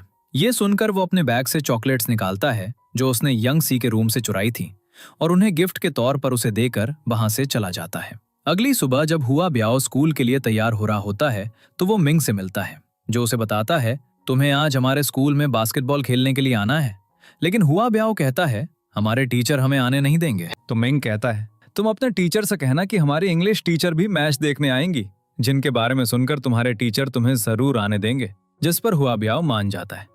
अगले सीन में टीचर हुआ ब्याओ को इंग्लिश में एक पैराग्राफ पढ़ा रही होती हैं और साथ ही वो उससे क्वेश्चंस भी पूछ रही होती हैं, लेकिन कोई भी बच्चा क्वेश्चन का आंसर नहीं दे पाता। ये देखकर टीचर को बहुत गुस्सा आता है और वो सबको थ्रेटन करती हैं और कहती हैं, अगर तुमने कल क्वेश्चंस के आंसर नहीं दिए तो तुम हमेशा मेरी क्लास में खड़े रहोगे। टीचर कॉन्ग भी बाहर ये सब बातें सुन रहे होते हैं। टीचर के जाने के बाद अर्त्याओ ली यू और हुआ ब्याओ से बोलता है, अगर हम दूसरे स्कूल से मैच हार गए तो मैं स्कूल ग्राउंड के 10 लैप्स लगाऊंगा और वो भी बेयरफुट। ये सुनकर हुआ ब्याओ कहता है, चिंता मत करो, हम मैच जरूर जीतेंगे। जब वो सब जा रहे होते हैं तो टीचर कॉन्ग उन्हें रास्ते में रोकते हैं और उन्हें स्टडी करने के लिए कहते हैं, क्योंकि उन्हें इंग्लिश टीचर से डांट पड़ी होती है। तो हुआ ब्याओ कहता है, मैंने सुना है कि आज इंग्लिश टीचर मैच की जज बनने वाली हैं, लेकिन आप हमें जाने से रोक रहे हैं, तो हम नहीं जाएंगे। इंग्लिश टीचर का नाम सुनकर टीचर कॉन्ग का मन खिल उठता है और वो कहते हैं, तुम्हें जाने से किसने रोका? जाओ और बास्केटबॉल मैच खेलो और मैं भी तुम्हारे साथ आऊंगा। अब वो सब मैच खेलने जाते हैं, जहां जैसे ही इंग्लिश टीचर आती हैं सब उन्हें देखने लगते हैं, क्योंकि वो बहुत ब्यूटीफुल थी। मैच के दौरान मिंग हुआ ब्याओ से कहता है, क्या तुम्हारे पास उस लड़की का नंबर है? तो हुआ ब्याओ पूछता है, कौन सी लड़की? तो मिंग कहता है, वो शॉर्ट हेयर वाली लड़की स्केटिंग मैच में। मैं उससे इंप्रेस हो गया था और मुझे उसकी स्माइल भी बहुत पसंद है। ये सुनकर हुआ ब्याओ को जेलस फील होता है और वो उससे कहता है, ओह ये लड़की बहुत स्टूपिड है, उसे कुछ नहीं आता। ये सब कहकर हुआ ब्याओ यंग सी के पास आता है और उससे कहता है, तुम एक फूल की तरह क्यों हंस रही हो? तो यंग सी सोचने लगती है, हुआ ब्याओ को अचानक क्या हो गया? अब जब मैच शुरू होता है तो दूसरे स्कूल के बच्चे चीटिंग कर रहे होते हैं और जानबूझकर अर्तियाओ को धक्का देते हैं और टीचर कॉन्ग इंग्लिश टीचर को इम्प्रेस करने के लिए दूसरे स्कूल के बच्चों को पॉइंट्स देते रहते हैं, जिससे उनकी स्कूल टीम हार जाती है और अर्तियाओ को ग्राउंड के चारों ओर बेयरफुट लैप्स लगाने पड़ते हैं। अगले सीन में हुआंग डैंग स्कूल में ली यू से कहती है, रात बहुत हो गई है तो मुझे डर लग रहा है, तो क्या तुम मुझे घर ड्रॉप कर दोगे? पहले तो ली यू मना करता है, लेकिन फिर वो मान जाता है, जिससे हुआंग डैंग बहुत खुश होती है। इस बीच यंग सी भी डर में अकेले घर जा रही होती है, क्योंकि उस वांटेड क्रिमिनल का डर अभी भी उसके दिल में था। लेकिन रास्ते में उसे हुआ ब्याओ मिलता है, जिसे देखकर उसे काफी रिलीफ महसूस होता है। अगले सीन में जब हुआ ब्याओ घर जाता है तो उसे अपनी ग्रैंड मदर घर पर नहीं मिलती, तो वो उन्हें उनके स्टॉल पर देखने जाता है, जहां कुछ लोग ग्रैंड मदर से फाइट कर रहे होते हैं। ये देखकर हुआ ब्याओ आगे जाता है। तब एक लड़का कहता है, वो रात में यहाँ स्टॉल नहीं लगा सकती, तो वो ग्रैंड मदर का स्टॉक लेकर वहां से चला जाता है। तब ग्रैंड मदर उससे कहती हैं, मैंने उसे रात का रेंट भी दिया है जो मुझे वापस चाहिए। जब हुआ ब्याओ उस बॉस से मिलता है तो वो कहता है, मैंने रेंट बढ़ा दिया है, तो अगर तुम दूसरे लोगों से वो रेंट लाओगे तो मैं तुम्हारा रेंट वापस कर दूंगा। तभी अर्तियाओ वहां आता है, जो हुआ ब्याओ की सारी बातें सुन लेता है और घर जाकर वो अपने डैड के बैग में बहुत सारे मनी देखता है। तब उसे एक आइडिया आता है और फिर वो ली यू को हुआ ब्याओ के घर ले जाता है और उसे कुछ मनी देता है जो उसने अपने डैड के बैग से चुराए थे। वो हुआ ब्याओ से कहता है, मैंने ये मनी सेव किए हैं, हम ये मनी उस बॉस को लौटा देंगे। जिस पर हुआ ब्याओ भी मान जाता है। अगले सीन में टीचर कॉन्ग क्लास में आते हैं और ली यू और हुआ ब्याओ के बारे में पूछते हैं। तब हुआंग डैंग कहती है, दोनों की तबीयत ठीक नहीं थी, इसलिए वो चले गए हैं। ये सुनकर टीचर उन्हें देखने के लिए बाहर जाते हैं, जहां वो अर्तियाओ को भी कहीं जाते हुए देखते हैं, तो टीचर उन्हें फॉलो करते हैं। ये लोग अब एक क्लब में पहुंचते हैं, जहां उन्हें वो बॉस मिलता है और ये लोग उसे मनी दे देते हैं, लेकिन वो मनी लेने से मना कर देता है, क्योंकि उस मनी पर कुछ टेप लगी होती है और कहता है, जरूर तुम ये मनी कहीं से चुरा कर लाए हो, क्या तुम मुझे जेल भेजना चाहते हो? ये सुनकर हुआ ब्याओ अर्तियाओ की तरफ देखने लगता है, जो उसे बताता है, मैंने ये मनी अपने घर की कबर्ड से लिए थे। बॉस हुआ ब्याओ से कहता है, अब तुम्हारी ग्रैंड मदर की शॉप नहीं चलेगी। ये सुनकर हुआ ब्याओ कहता है, ठीक है, लेकिन तुम मेरे फ्रेंड से कुछ नहीं कहोगे। ये कहकर हुआ ब्याओ अब उन्हें वहां से जाने के लिए कहता है, लेकिन वो उसे नहीं छोड़ते। जहां अर्तियाओ बॉस को डराने के लिए वहां रखी एक बॉटल तोड़ देता है और तीनों उसे पीटने लगते हैं। अब उनके टीचर भी वहां आ जाते हैं और जल्दी से डोर खोलकर कहते हैं, मेरे स्टूडेंट को कुछ मत करना। लेकिन वो देखते हैं कि उनके स्टूडेंट्स किसी और को पीट रहे हैं, तो टीचर उन्हें अलग करते हैं और बॉस से कहते हैं, हम इसे किसी और तरीके से हैंडल करते हैं। दूसरी तरफ यंग सी अपनी मदर से इंसिस्ट कर रही होती है, मुझे भी एक कंप्यूटर दिलाओ। तो उसकी मदर कहती हैं, अगर तुम एग्जाम में अच्छे मार्क्स लाओगे तो मैं तुम्हें कंप्यूटर दिला दूंगी। अब अगले दिन यंग सी और ली यू स्कूल से वापस आते हैं। ली यू उससे कहता है, आज से मैं तुम्हारी स्टडी में हेल्प करूंगा। तभी यंग सी को याद आता है, मैं अपनी इंग्लिश नोटबुक स्कूल में भूल गई, इसलिए वो नोटबुक लेने के लिए फिर से स्कूल पहुंचती है। जैसे ही वो अपनी क्लास का डोर खोलने की कोशिश करती है, वो नहीं खुलता, तो वो गार्ड को आवाज लगाती है। गार्ड भी उसकी आवाज सुनकर ऊपर आता है। तभी यंग सी के रूम का डोर खुलने की आवाज आती है और जैसे ही वो उसके पास जाती है, कोई अचानक उसे खींच लेता है। वो हुआ बियाओ था। अब दोनों अंदर छिप जाते हैं और गार्ड के जाने के बाद हुआ बियाओ यंग शी को बताता है, मेरे हेड पर इंजरी है, इसलिए मैं आज रात घर नहीं जाऊंगा। अगर ग्रैंडमा मेरी इंजरी देख लेंगी तो वो बहुत वरिड हो जाएंगी, इसलिए मैं आज रात स्कूल में ही रुकने वाला हूँ। यंग सी हुआ बियाओ के लिए कुछ फूड ले जाती है और वो स्कूल के सामने वाली शॉप से आइसक्रीम भी खरीदती है, लेकिन उसके पास सिर्फ एक आइसक्रीम के पैसे होते हैं, इसलिए वो उसे लेकर हुआ बियाओ को देने जाती है, जहां वो देखती है कि वो पहले से ही डिनर कर रहा होता है, जिससे यंग सी समझ जाती है ली यू उसके लिए फूड लाया था। यंग सी अब हुआ बियाओ को भी आइसक्रीम खाने के लिए कहती है। तब हुआ बियाओ उससे पूछता है, तुम्हारी आइसक्रीम कहाँ है? तो यंग सी कहती है, मैंने तो पहले ही खा ली। हुआ बियाओ उसका सिर्फ एक बाइट लेता है और कहता है, इसका टेस्ट बहुत खराब है, देखो इसे डस्टबिन में फेंक दो। यंग सी कहती है, ऐसा कैसे हो सकता है?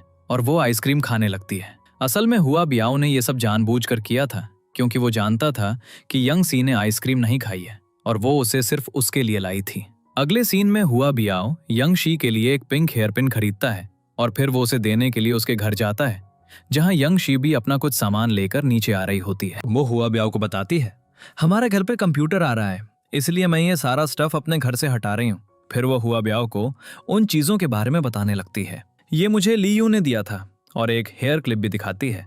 ये लीयू की मदर ने जापान से भेजा है। ये देखकर हुआ बियाओ अपसेट हो जाता है और उसे हेयर पिन नहीं देता। अगले सीन में लीयू और यांग सी के घर पर स्टडी कर रहे होते हैं। तभी उसकी मदर उनके लिए ग्रीन और रेड स्वेटर्स बना रही होती हैं और वो उन्हें बताती हैं, मैं हुआ बियाओ के लिए एक येलो स्वेटर भी बनाऊंगी।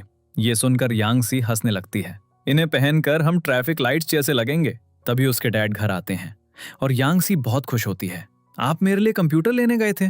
लेकिन वो कंप्यूटर की जगह एक स्टडी मशीन ले आते हैं, जिसे देखकर वो एंग्री हो जाती है और अपने रूम में भाग जाती है, जहां उसका ब्रदर पहले से ही मौजूद होता है। उसके ब्रदर ने एक इलेक्ट्रिक बेडशीट बनाई होती है, जिसे देखकर यांग सी बहुत खुश होती है और कहती है, मेरा ब्रदर सच में बहुत अच्छा है।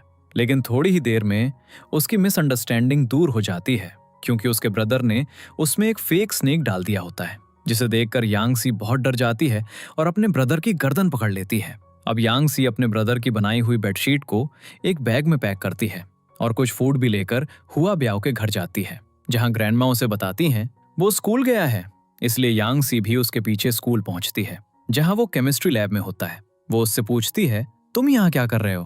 तब यांग सी उसे खड़ा होने के लिए कहती है और उसका मेजरमेंट लेने लगती है। मॉम तुम्हारे लिए स्वेटर्स बना रही हैं। मेजरमेंट लेते समय दोनों बहुत क्लोज आ जाते हैं। तब हुआ बियाओ यांग सी को दूर धकेलता है और कहता है, ग्रैंडमा घर पर अकेली हैं।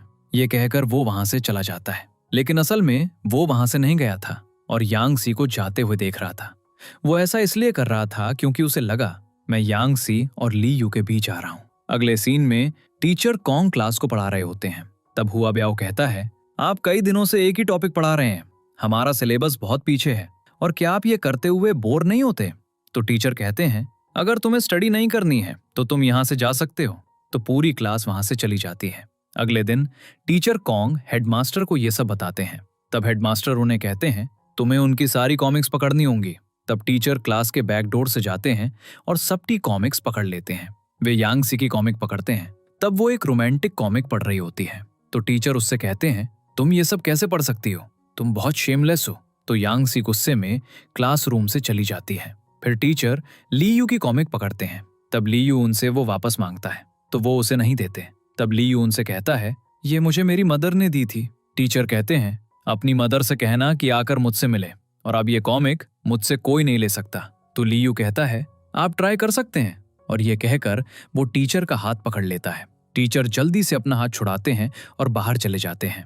उसके बाद हुआंग दंग टीचर के पास जाती है और उनसे कहती है, क्या आप ली यू की कॉमिक लौटा सकते हैं? और शायद आपको नहीं पता कि ली यू के पेरेंट्स का डिवोर्स हो गया था जब वो छोटा था। उसकी मदर अब जापान में काम करती हैं और फोन कॉल्स और लेटर्स के अलावा वो एक दूसरे से इन कॉमिक्स के जरिए ही कम्युनिकेट कर सकते हैं। ये सुनकर वो कॉमिक लौटा देते हैं और उसके जाने के बाद रोने लगते हैं। हुआंग दंग क्लास में आती है और ली यू से कहती है, चलो बाहर मिलते हैं। ली यू उसे वापस आने के लिए कहता है और समझाता है, टीचर तुम्हारे बारे में वरीड हैं, लियू पहली बार उसकी बातें ध्यान से सुनता है और उसे देखता रहता है। तभी हुआ बियाओ वहां आता है और उससे पूछता है, क्या तुम्हें सच में हुआंग डैंग पसंद नहीं है? वो उसे क्लास में वापस जाने के लिए कहता है। फिर वो उससे पूछता है, क्या तुम्हें सच में यांगशी पसंद है? जवाब में लियू कहता है, यांगशी और मैं चाइल्डहुड स्वीट हार्ट्स हैं और हमारे बीच जो कुछ भी है मैं उसे किसी को एक्सप्लेन नहीं करूंगा, भले ही वो मेरा बेस्ट फ्रेंड ही क्यों ना हो। ये कहकर लियू वहां से चला जाता है। अगले सीन में हुआ बियाओ घर जाता है और रेफ्रिजरेटर खोलता है। तब उसे उसमें एक टिफिन मिलता है।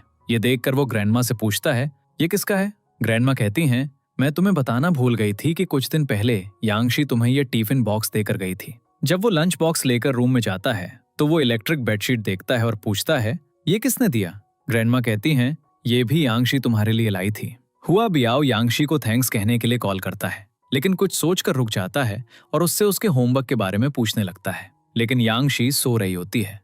फिर भी वो उसे बताती है और फोन हैंग अप कर देती है। तब हुआ बियाओ उसे फिर से कुछ पूछने के लिए कॉल करता है। तब यांगशी उसे बताती है और फोन हैंग अप कर देती है। लेकिन अब जब हुआ बियाओ उसे तीसरी बार कॉल करता है तो यांगशी बहुत अपसेट हो जाती है और अपना फोन पिकअप नहीं करती। इसलिए वो अब उसके घर के लैंडलाइन पर कॉल करता है, जिसे यांगशी की मॉम पिकअप करती हैं।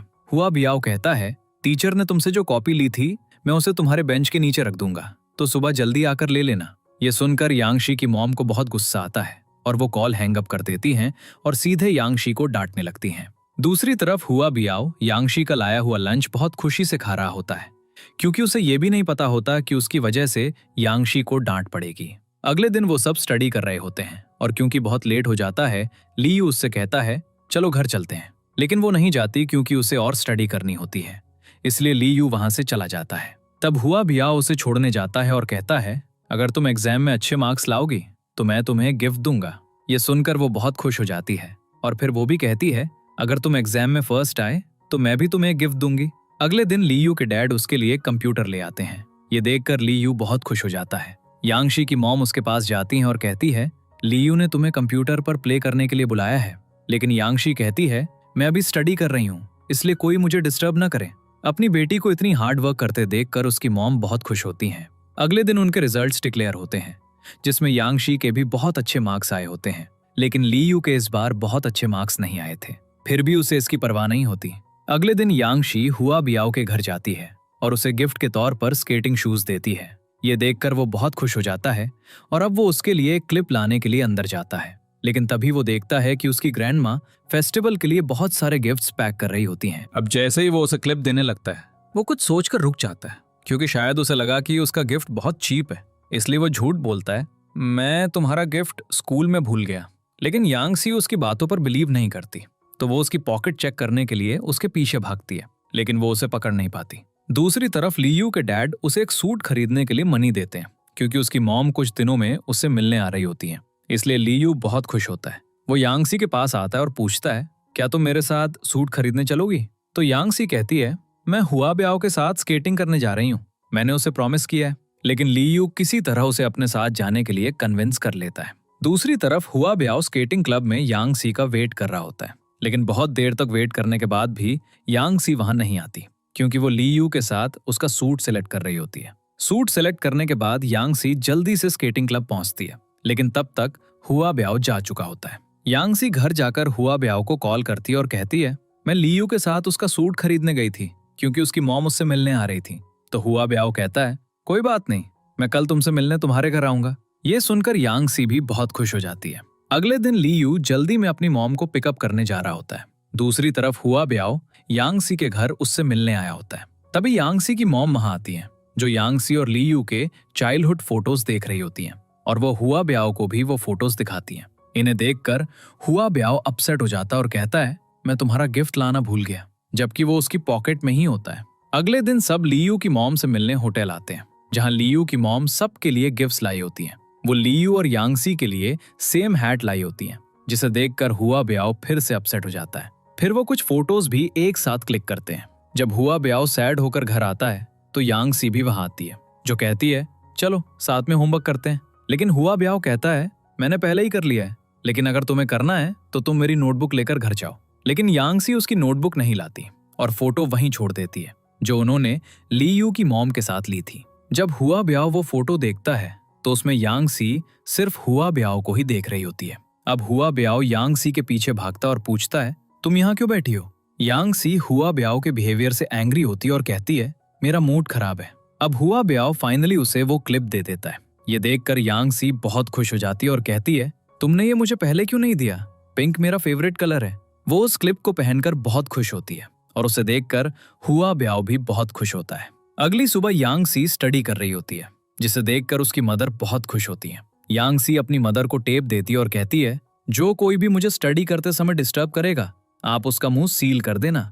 उसकी मदर खुशी खुशी टेप ले लेती हैं और वहां से चली जाती हैं। अगले सीन में अर्त्या और हे में लीयू और यांग सी की बुक्स देने के लिए यांग सी के घर आते हैं, क्योंकि दोनों आज स्कूल नहीं आए थे। ये सुनकर यांग सी की मदर एंग्री होने लगती हैं, क्योंकि उन्हें नहीं पता था कि आज उसका स्कूल था। दूसरी तरफ लीयू की मदर की रीमैरिज हो रही होती है, इसलिए वो बहुत सैड होता है और अपने रूम का डोर लॉक कर लेता है। लेकिन हुआ ब्याओ उसके रूम की विंडो से अंदर जंप कर जाता है। तब हुआ ब्याओ कहता है, लीयू किसी के हाथ का बना फूड नहीं खा रहा, इसलिए मैं उसके लिए कुक करता हूँ। और वो यांगशी की मदर से कुछ वेजिटेबल्स मांगता है। यांगशी की मदर कहती हैं, लीयू की मदर की मैरिज हो रही है, इसका मतलब ये नहीं है कि वो अपना गुस्सा दूसरी आंटीज पर निकाले। उसे मेरे हाथ का बना फूड पसंद है, लेकिन वो नहीं खा रहा। उससे कहना कि उसने मेरा दिल तोड़ दिया। हुआ ब्याओ कहता है, हाँ आंटी ऐसा नहीं है, वो बस आपको बॉदर नहीं करना चाहता और चिंता मत कीजिए, तो मैं उसके लिए कुक करूंगा और अगर मुझे उसे बाहर निकालने के लिए उसकी जान भी लेनी पड़ी तो मैं वो भी करूंगा। अब जैसे ही वो पीछे हटता है, वो लीयू को वहां खड़ा देखता है, जिसने उसकी बातें सुन ली थी। वो डरते हुए उससे कहता है, मैं किचन में तुम्हारे लिए फूड कुक कर रहा हूँ। अब हुआ ब्याओ लीयू के लिए फूड कुक कर रहा होता है और उसके काम करने के तरीके से साफ पता चलता है कि उसने पहले कभी कुक नहीं किया है। ही में दूसरी आईडी से लीयू से बात करती है, तो वो उससे कहती है, मेरा एक फ्रेंड है, जब वो 3 महीने का था तो उसके पेरेंट्स की एक एक्सीडेंट में डेथ हो गई थी। मैं बस तुम्हें ये बताना चाहती हूँ कि हर किसी की लाइफ इम्परफेक्ट होती है, इसलिए हमें हमेशा बुरी चीजों को भूलकर अच्छी चीजों को चैलेंज करना चाहिए। ये पढ़कर लीयू भी समझ जाता है कि वो यहाँ हुआ ब्याओ के बारे में बात कर रही है, तो वो उसे यांगशी से बात करने के लिए कॉल करता है, लेकिन वो ही में के साथ कॉल पर बिजी होती है। तो वो हुआ ब्याओ के पास जाता है और उससे कहता है, चलो कल एक साथ स्कूल चलते हैं।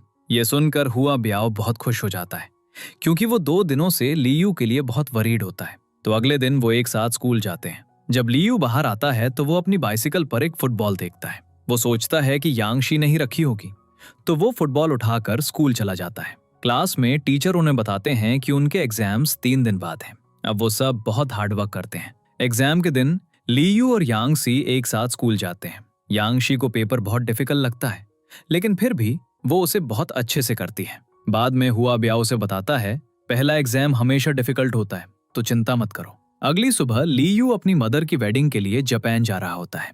जहां जाने से पहले वो यांगशी से कहता है, नेक्स्ट टाइम मैं तुम्हें भी अपने साथ ले जाऊंगा। ये कहकर वो वहां से चला जाता है। दूसरी तरफ कोई हुआ ब्याओ को एक पार्सल लौटाने आता है और उस पार्सल के अंदर वही स्वीट होती है जो उसकी ग्रैंडमा उस दिन पैक कर रही थी। हुआ ब्याओ कहता है, तुमने ये स्वीट जहां भी भेजी थी, या तो वहां के लोग मर चुके हैं या फिर वो अब वहां नहीं रहते। हुआ ब्याओ पूछता है, आपने ये पार्सल क्यों भेजा था? तो ग्रैंडमा साफ मना कर देती है, मैंने इसे कहीं नहीं भेजा। तब हुआ ब्याओ समझ जाता है कि ग्रैंडमा के साथ जरूर कुछ गड़बड़ है। दूसरी तरफ यांगशी की मदर बहुत एंग्री हो रही होती हैं, क्योंकि उसके मार्क्स अच्छे नहीं आए। तो यांगशी अपने घर से भाग जाती है और ही में के घर जाती है, जहां ही में भी उसके पास आकर बहुत रोती है और कहती है, अब मैं अपनी मदर को बियर नहीं कर सकती।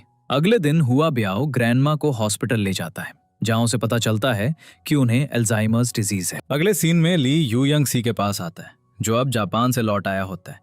वो यंग सी को एक न्यू क्लिप देता है और उसे फुटबॉल भी दिखाता है।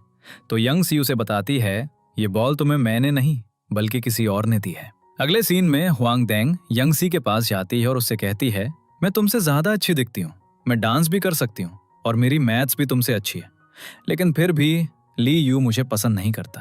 तो यंग सी उससे कहती है, खुद को मुझसे कंपेयर करना बंद करो। तब हुआंग डेंग ली यू से पूछती है, तुम यंग सी के बारे में क्या सोचते हो? तो यंग सी कहती है, हम बस अच्छे फ्रेंड्स हैं। ये सुनकर हुआंग डेंग बहुत खुश हो जाती है और वहां से चली जाती है। तब यंग सी ली यू को बताती है, हुआंग डेंग ने तुम्हें ये फुटबॉल दी है क्योंकि तुम्हें फुटबॉल बहुत पसंद है। अगले दिन हुआ ब्याओ अपने घर पर ग्रैंडमा को लॉक करके आता है और एक स्टॉल लगाकर बैठ जाता है और अल्जाइमर्स डिजीज के ट्रीटमेंट के लिए कुछ हर्ब्स लिखने लगता है। तभी अर्त्याओ वहां आता है, तो हुआ ब्याओ उससे कहता है, मुझे इन सभी हर्ब्स की जरूरत है। तो वो उससे पूछता है, क्या तुम सिख हो? अगले दिन ली यू क्लास में हुआंग डेंग को फुटबॉल के लिए थैंक्स कहता है, जिसे सुनकर हुआंग डेंग स्माइल करती है। दूसरी तरफ अर्थ याओ के फादर उसे अच्छे मार्क्स ना लाने के लिए डांटते हैं और उसका बैग चेक करते हैं। तब उन्हें वो इंपॉर्टेंट हर्ब्स मिलती हैं जो हुआ ब्याओ ने उसे लाने के लिए कहा था। तो उसके फादर उससे कहते हैं, क्या तुम्हारे फ्रेंड्स तुमसे ये यूजलेस काम करवाते हैं?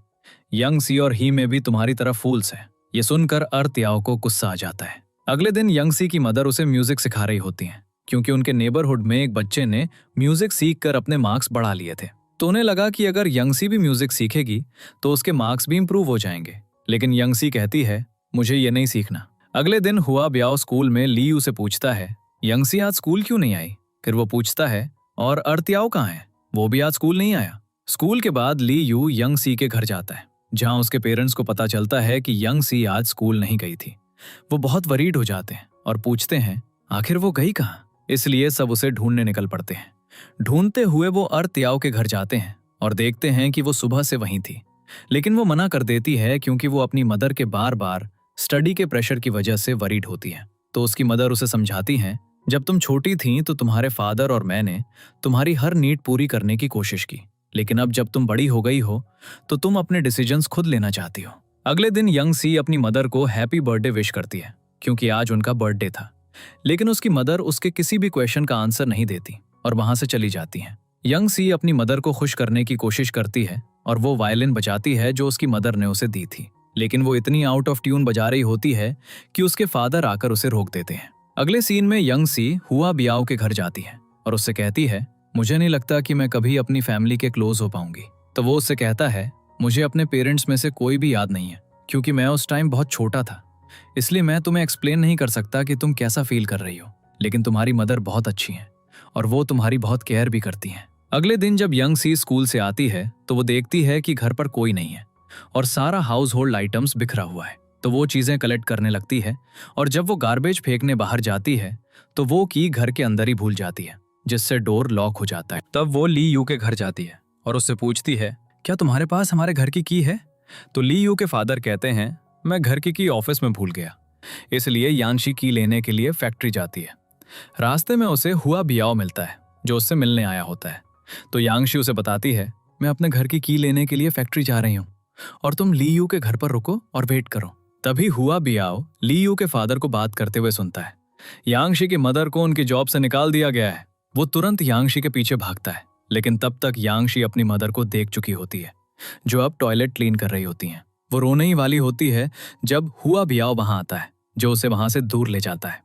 ली यू और वो दोनों यांशी को कंसोल करते हैं, लेकिन वो बस रो रही होती है।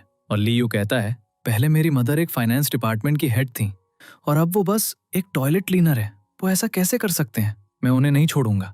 अगले दिन हुआ बियाओ ली यू से पूछता है, तुम्हारे फेदर को फैक्ट्री से क्यों निकाला गया? तो वो कहती है, मेरे फेदर ने विंडो रिपेयर करने के लिए थोड़ा सा ग्लास लिया था, लेकिन फैट डायरेक्टर ने उन पर ग्लास चुराने का आरोप लगा दिया। अब वो डिसाइड करता है कि वो उस फैट डायरेक्टर से जरूर रिवेंज लेगा।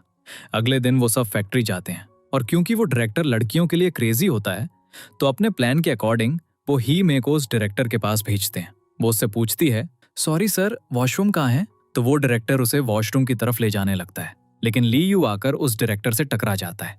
फिर हुआ बियाओ उसके ग्लासेस पर चढ़ जाता है, जिससे उसे कुछ भी दिखाई नहीं देता। ये सब करने के बाद ही मे भी वहां से भाग जाती है। फिर इर्तियाओ ऊपर से उन पर डर्टी वाटर फेंकता है। खुद को क्लीन करने के लिए वो डायरेक्टर वॉशरूम की तरफ जाता है, लेकिन हुआ बियाओ ने वॉशरूम का नेम प्लेट बदल दिया होता है।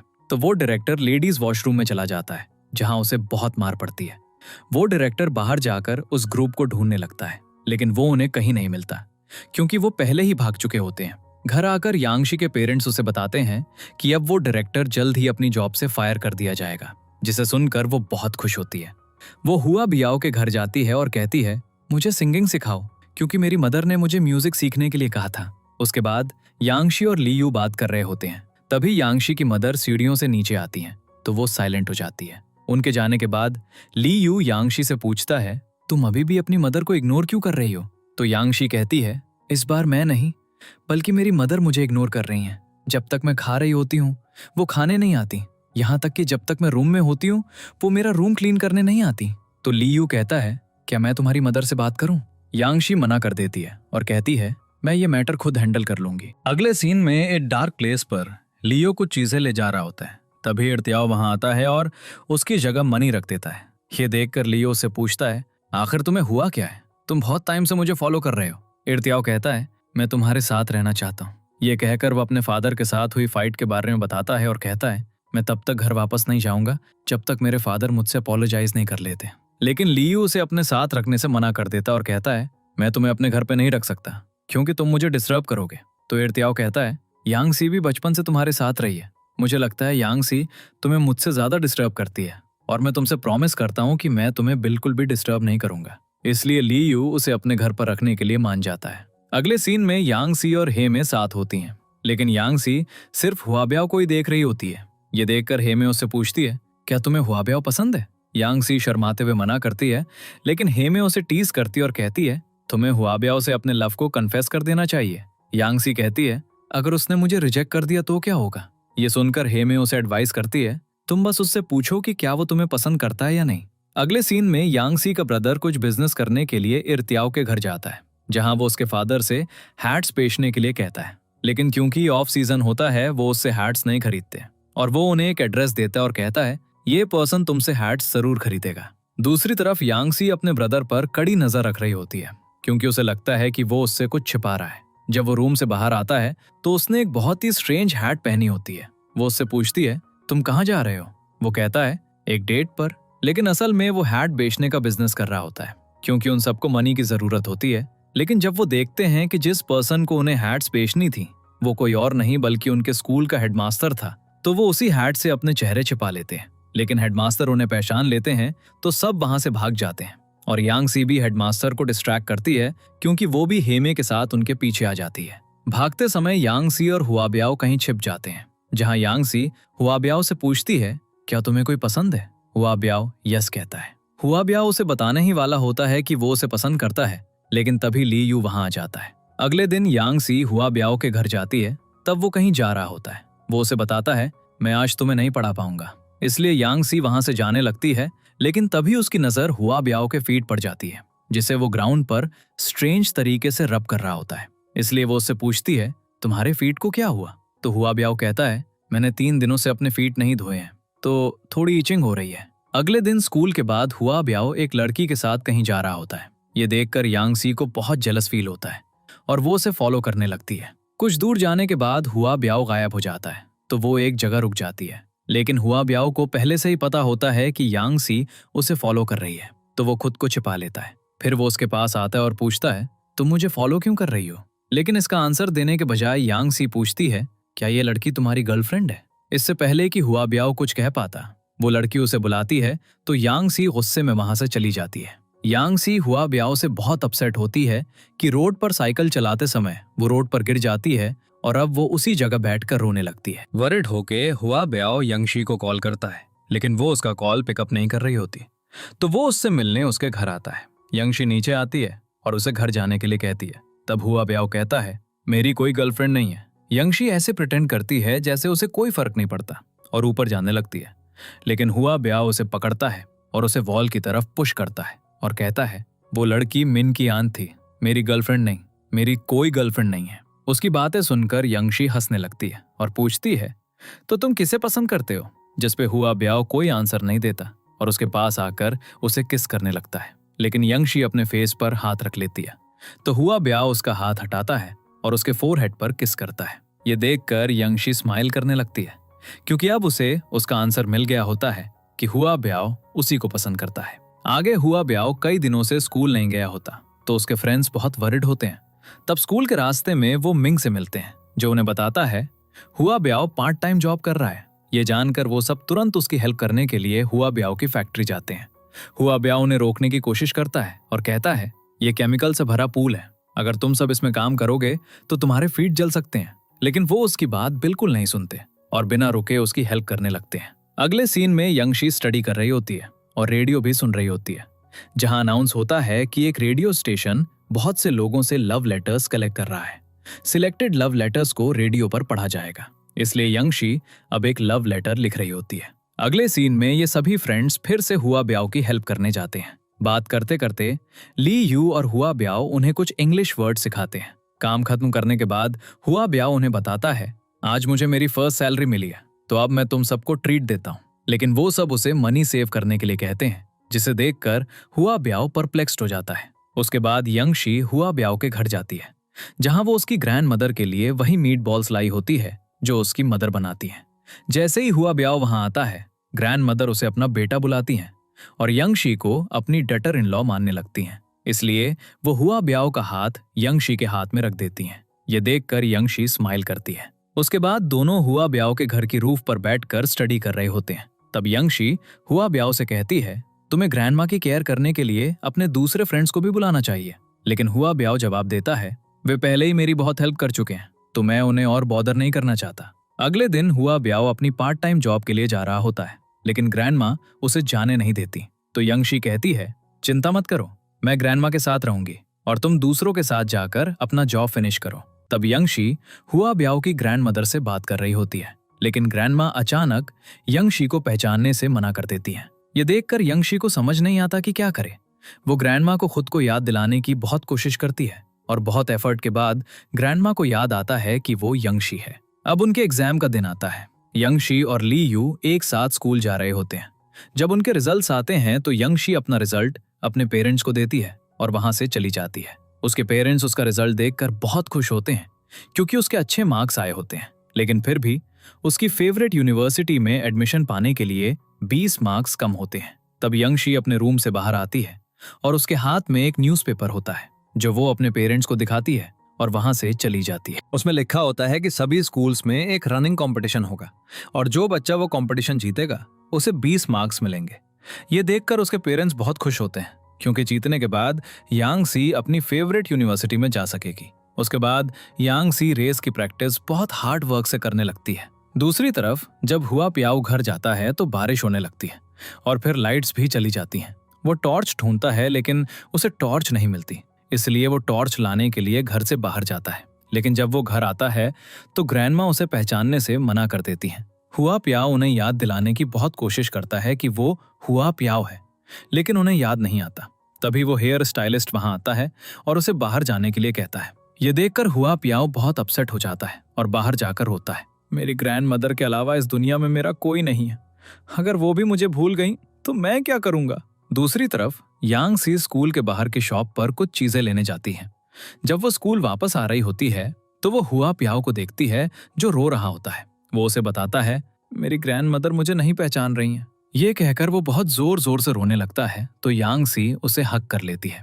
अगले सीन में ली यू क्लास में बैठा होता है और रेडियो पर यांग सी का लव लेटर सुन रहा होता है जो उसने हुआ प्याओ के लिए लिखा था।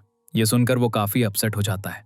अगले दिन ये सभी फ्रेंड्स हुआ प्याओ के घर जाते हैं जहां वो ग्रैंडमा की बहुत केयर करते हैं। अब एग्जाम्स बहुत क्लोज आ रहे थे तो वो सब बहुत हार्ड वर्क करते हैं और साथ ही यांग सी भी अपनी रेस के लिए पूरी तरह से प्रेपर होती है। अब उनकी रेस का दिन भी आ जाता है जिसमें यांग सी फर्स्ट आती है। अगले सीन में यांग सी के पेरेंट्स टीवी देख रहे होते हैं और ली यू भी उनके साथ बैठा होता है। तभी टीवी पर हुआंग देंग आती है जिसे देखकर यांग सी ली यू को टीज करने लगती है। अब वो सब एग्जाम्स के लिए बहुत हार्ड वर्क करते हैं। एग्जाम्स के बाद ये सभी फ्रेंड्स बहुत सैडली बैठे होते हैं क्योंकि आज अर्त्याओ अपनी मदर के पास अब्रॉड जा रहा होता है। क्योंकि कोई कुछ नहीं कह रहा था, अर्त्याओ ही में से कहता है, मैं तुम्हारे लिए अब्रॉड से बहुत अच्छा मेकअप खरीदूंगा। फिर वो ली यू से कहता है, तुम्हारी इंग्लिश बहुत अच्छी है, लेकिन अब्रॉड जाने के बाद हम देखेंगे कि किसकी इंग्लिश ज्यादा अच्छी है। फिर वो यांग सी से कहता है, मैं तुम्हारे लिए वहां से बहुत अच्छे रनिंग शूज खरीदूंगा। और हुआ प्याओ से कहता है, मैं ग्रैंडमा के लिए हियरिंग एड भी खरीदूंगा। ये सब कहकर वो उन्हें नाइसली गुड बाय कहता है और ऐसे प्रिटेंड करते हुए चला जाता है जैसे वो सैड बिल्कुल नहीं है, लेकिन वो जाते समय रो रहा होता है। उसके बाद यांग सी अपना रिजल्ट चेक करती है जिसमें उसके बहुत अच्छे मार्क्स आए होते हैं। अब उसे अपनी फेवरेट यूनिवर्सिटी में एडमिशन मिलने वाला होता है तो वो और उसके पेरेंट्स बहुत खुश होते हैं। उसके बाद ली यू यांग सी के पास आता है और उसे बताता है, मैं तुम्हें पसंद करता हूँ। लेकिन यांग सी इसे बहुत कैजुअली लेती है और उसे हक करके कहती है, मैं भी तुम्हें बहुत पसंद करती हूँ। ली यू उसे बताता है, मैं तुम्हें वैसे पसंद करता हूँ जैसे एक लड़का एक लड़की को पसंद करता है। ये सुनकर यांग सी साइलेंट हो जाती है। ली यू उससे कहता है, मैं यहाँ तुम्हें ये बताने आया हूँ कि मैं अपनी स्टडीज कंटिन्यू करने के लिए अपनी मदर के पास जापान जा रहा हूँ। मुझे नहीं पता मैं कब लौटूंगा, तो मुझसे प्रॉमिस करो कि तुम अपनी फेवरेट यूनिवर्सिटी में जाओगी। ये सुनकर यांग सी बहुत अपसेट हो जाती है और कहती है, तुमने मुझे इस बारे में पहले क्यों नहीं बताया? लीयू इसका जवाब नहीं देता और वहां से जाने लगता है। यांग सी रोते हुए उससे पूछती है, क्या तुम सच में जा रहे हो?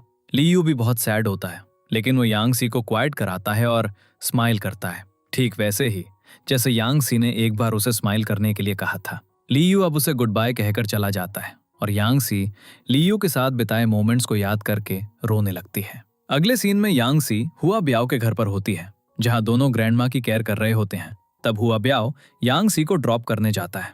जब दोनों अलग अलग रास्तों पर जाने लगते हैं तो वो रोने लगते हैं, क्योंकि यांग सी ने उससे पूछा था, तुम कौन सी यूनिवर्सिटी में एडमिशन लोगे? हुआ ब्याओ जवाब देता है, मैं एडमिशन नहीं लूंगा, क्योंकि मैं अपनी ग्रैंडमा के साथ ज्यादा से ज्यादा ट्रैवल करना चाहता हूँ, ताकि मैं उनके कॉन्शियसनेस खोने और सब कुछ भूलने से पहले उनके साथ मेमोरेबल टाइम बिता सकूं। वो यांग सी से कॉलेज जाकर अच्छी तरह स्टडी करने के लिए कहता है। दोनों अलग होते समय बहुत रोते हैं और इस तरह ये सभी फ्रेंड्स एक दूसरे से सेपरेट हो जाते हैं। कुछ टाइम बाद यांग सी को यूनिवर्सिटी में एडमिशन मिल जाता है और वहां उसे हुआ ब्याओ का एक लेटर मिलता है। उसमें लिखा होता है, मुझे तुम्हारा क्लासमेट बनकर बहुत एंजॉय आया। वो ये भी लिखता है कि वो ग्रैंडमा के साथ कैसे ट्रैवल कर रहा है। यांग सी हुआ ब्याओ का लेटर पढ़कर बहुत रोती है और इसी के साथ हमारा ड्रामा खत्म हो जाता है।